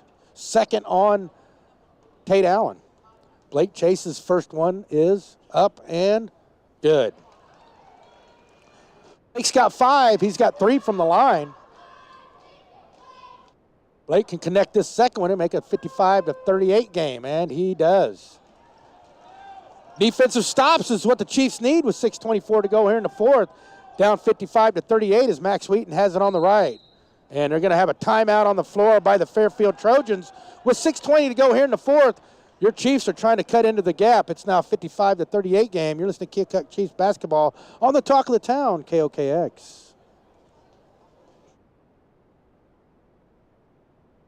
It shouldn't take your roof disappearing in a matter of seconds to find out who you can count on. It shouldn't take 4 days with no power, water, or communication. Bring out our best, but sometimes it does, and that's the silver lining. To find out more about West Bend Mutual Insurance and the silver lining, contact LJ Insurance in Keokuk and Fort Madison at 319-524-4223. All right, we're back here at Wright Fieldhouse. Sean Stewart, voice of Chiefs Nation. Second half's been a lot better for the Chiefs. They've cut the deficit to 55-38 after being down by almost 30. And the Fairfield Trojans will inbound. They do. They get it inbound. Tate Allen takes it. Now J.J. Lane takes it back from Tate Allen. The Chiefs are in a man-to-man half-court defense. Sam Wheaton on the right side as the Trojans run some motion. Tate Allen on the point. Trying to get it down low to Max Wheaton. Sam Wheaton drives to the junction. Skip past Tate Allen on the left side. Tate to Sam. Sam drives junction. Kick out. J.J. Lane drives free throw line. Hands off to Higgins. Higgins spins. Gets it knocked away by Brenton Horde. There's a loose ball. 3 seconds on the clock. Baseline 3, Max Wheaton. And he gets it at the buzzer. No, shot clock violation they call. As Sam didn't get it off in time. And that's going to be a turnover on the shot clock violation back to the Chiefs. Chiefs can cut it to 15 with a deuce, 14 with a 3, as Brenton Horde has it on the right side, still with the dribble on the baseline out front to Trammell Smith. Over to Drew Campbell on the baseline is Blake Chase. Blake drives into the lane, puts up a layup, draws a foul, no call, and he gets hammered. Rebound is brought down by Max Wheaton. Max is going to go right to left. He's going to hand it off to J.J. Lane under the basket. The ball's loose. Higgins picks it up, and they're going to call 3 seconds in the lane on Higgins. And that's another turnover back to the Chiefs with 5:33 to go here in the fourth. Chiefs still trying to cut the deficit to 15 if they can make it deuce. I don't know what's going on, but the Trojans can't believe they turned it over, but they did. Diego Garcia inbounds it to Brenton Horde. Brenton walks it across the timeline. 5:19 to go in the fourth. Diego all the way into the free throw line, and they're going to call a foul on the entry to the paint by Diego Garcia as he kicked out to Blake Chase, and the foul's going to be on number 14, Tate Allen. Team 6th, his 3rd. And Trammell Smith will inbound in the basket on the left-hand side. Trammell, he's looking. He's going to inbound to Brenton Horde. Wide open baseline 3! Bang, bang, bang. Brenton Horde gives him 20 for the night. Season high for Brenton. It's a 55-41 game. J.J. Lane, skip pass. No, the pass is picked off. It's grabbed by Diego Garcia. He's got 1-on-3. He's going to go all the way in the lane, put up a layup, no good. Rebound, Trammell Smith. Trammell's going to kick it out to Blake Chase. Blake Chase, point three. Bang, bang, bang! That makes it a 55-44 game. Timeout, Fairfield Trojans. Yeah, 4:44 to go in the fourth. The Chiefs have cut it to an 11-point game, 55-44. You listen to Chiefs basketball on 1310 AM, 93.3 FM, KOKX. Roughcorn Insurance is Keokuk's premier independent insurance agency. Offering home, life, auto, and business insurance, Ryan and his team care about their hometown and have been serving the Keokuk area for 20 years. As an independent agent, Roughcorn Insurance will shop around for the best coverage and rates available for you. Call Ryan today at 319-524-3640 or visit him on the web at roughcorninsurance.com. Roughcorn Insurance, serving Iowa, Illinois, and Missouri since 2003. All right, we're back here. What an exciting finish it's turned out to be after being down dreadfully to the Fairfield Trojans all game long.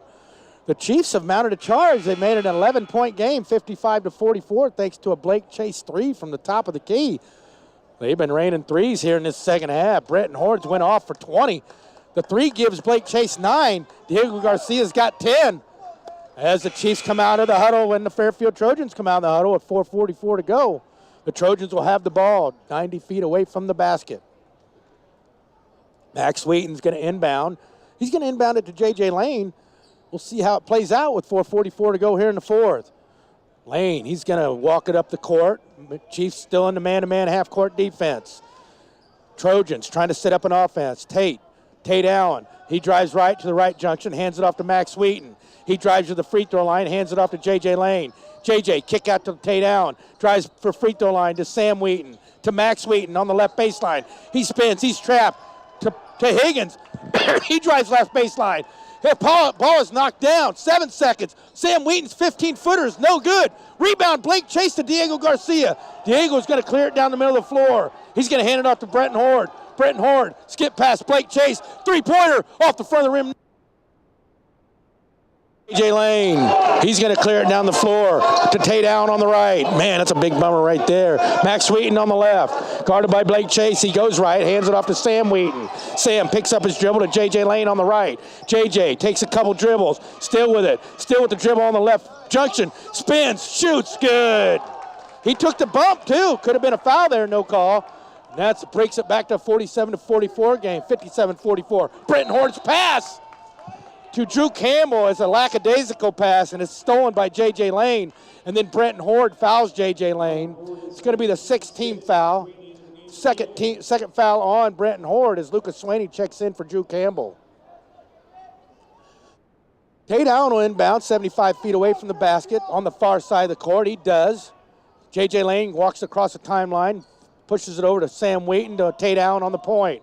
Man-to-man defense for the Chiefs. Allen left to right to Sam Wheaton on the right. He's going to drive all the way to the right block, put up a shot. It's blocked. He gets his own rebound, puts it up with the left hand and in.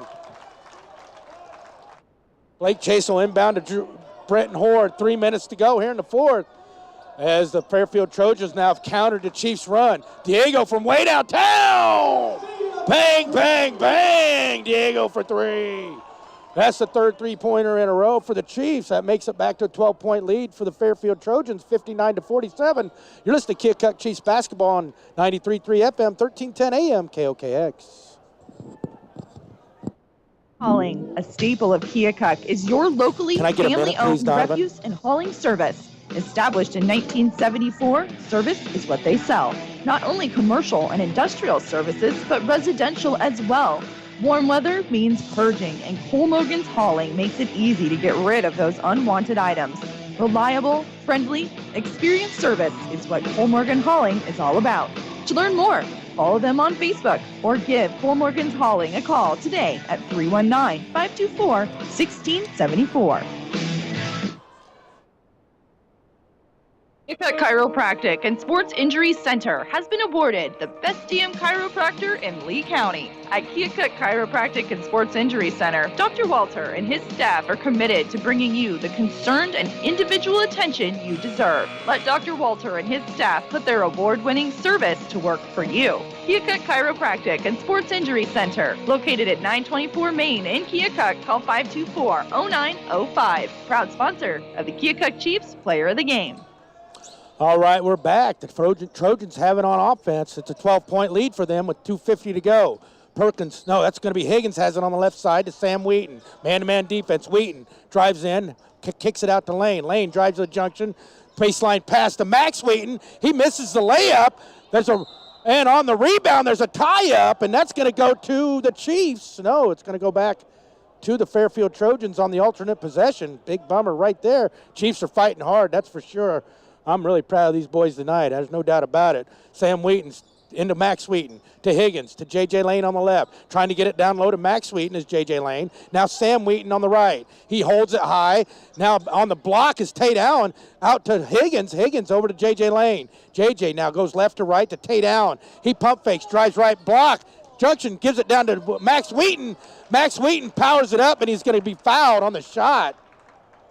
And Max Wheaton will go to the line for two with 2:17 to go. Chiefs down by 12, 59-47. Foul is on Brenton Horde, his third, team seventh.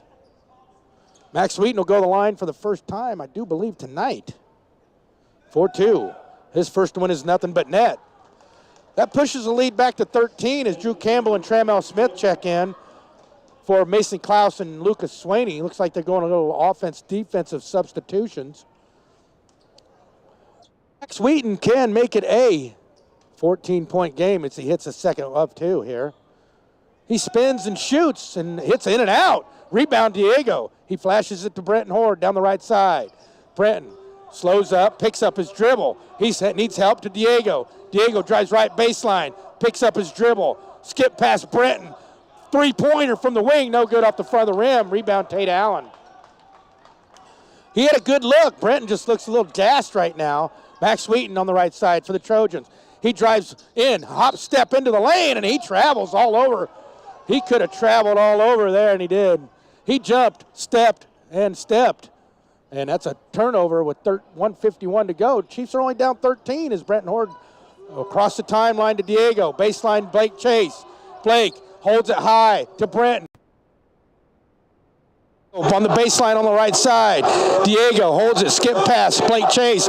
He winds up a three, blocked, rebound Max Wheaton. Wheaton's going to clear it all the way down the right side for himself. He's going to make a move into the lane. He powers it up, no good. Rebound Trammell Smith. Trammell hands it off to Brenton Horde. He's got 1-on-3, step back three, off the back of the rim. Rebound Higgins, and they're going to call a foul on Drew Campbell. Nice sportsmanship there by Tate Allen, I tell you that. I love to watch good sportsmanship, and that was a good one, that's for sure. As he ran up and picked up both Drew Campbell and Higgins off the ground.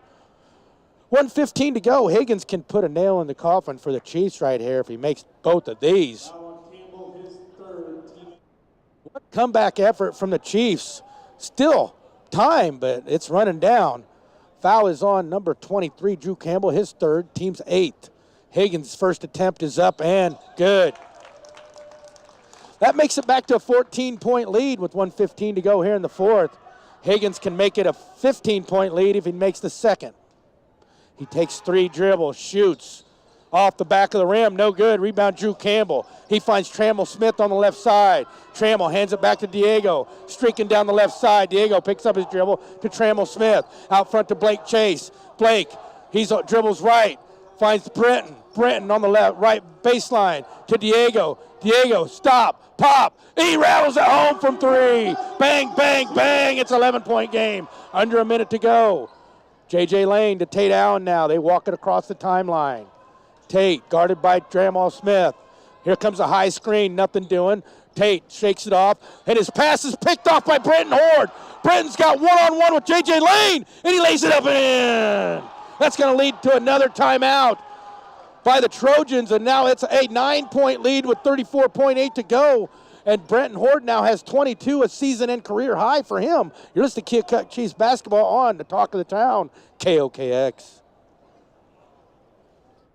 Don't be shy. Come talk with us about joining our family at River Hills 30 Village. seconds, please, We're looking Donovan. for compassionate RNs, LPNs, and CNAs. River Hills Village has new starting wages, shift differential, flexible scheduling, as well as tuition assistance, paid training, holiday pay, 401k plan, and paid time off. Apply online at riverhillsvillage.com. River Hills Village Retirement Community in Keokuk is an equal opportunity employer. They still got 30 River seconds. Hills Village, where neighbors are friends and life is carefree.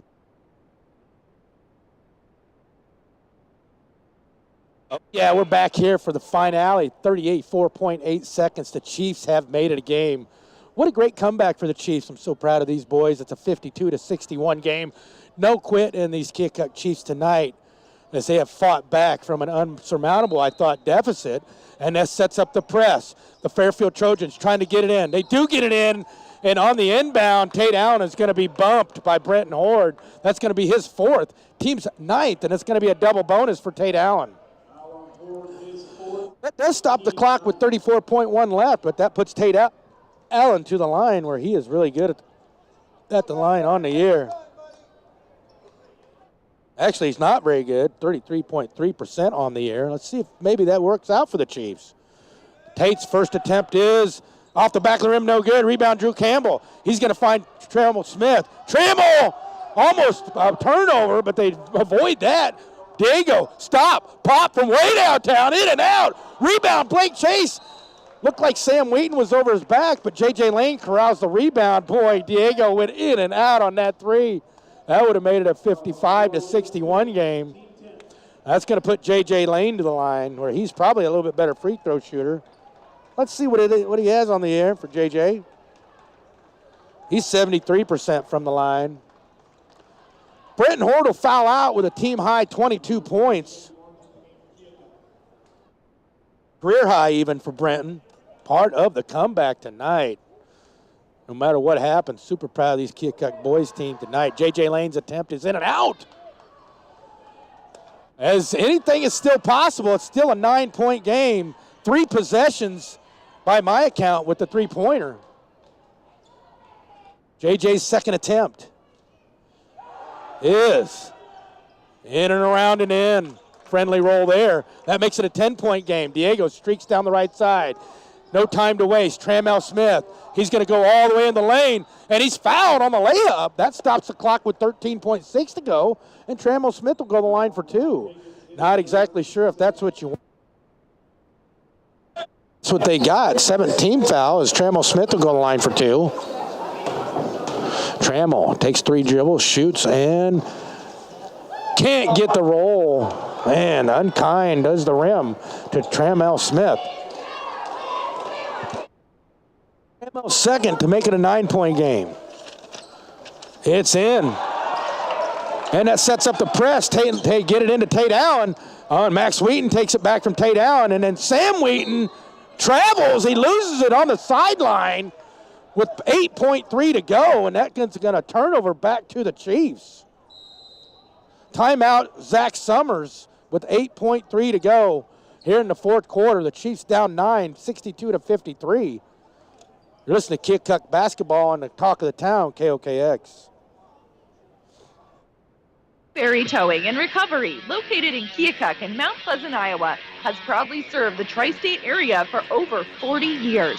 Newberry Towing and Recovery provides 24-hour roadside assistance, tire repair, including mobile repair service, light and heavy-duty towing, recovery, and much more. For all your towing needs, call Newberry Towing and Recovery at 319-524-4014 in Keokuk or 319-201-9999 in Mount Pleasant, Iowa. All right, we're back here at Wright Fieldhouse. Sean Stewart, voice of Chiefs Nation. What a victory for the girls in the first game. They blowed out the Fairfield Trojans 67-something. 25. This game was a blowout until about the middle of the third quarter when the Chiefs started dialing it in, and they made it a 9-point game, but there's only 8.3 seconds left. The Chiefs will inbound, though, as Trammell Smith inbounds to Diego. Diego, stop, pop from way downtown. He got it! It's a 6-point game. But that's not going to be enough as Diego hits the 19 mark, and that's going to do it. The Chiefs fall in a valiant effort on the comeback, 62-56 to the Fairfield Trojans. My Keokuk Chiropractic and Sports Injury Center player of the game, Brenton Horde will be my Keokuk Chiropractic and Sports Injury Center player of the game. He finished with a season-high, career-high 22 points. Congratulations to Brenton in a loss. That's going to do it for me. Hopefully everybody has a safe and happy holidays and everybody has safe travels. My next game on the air will be the 13th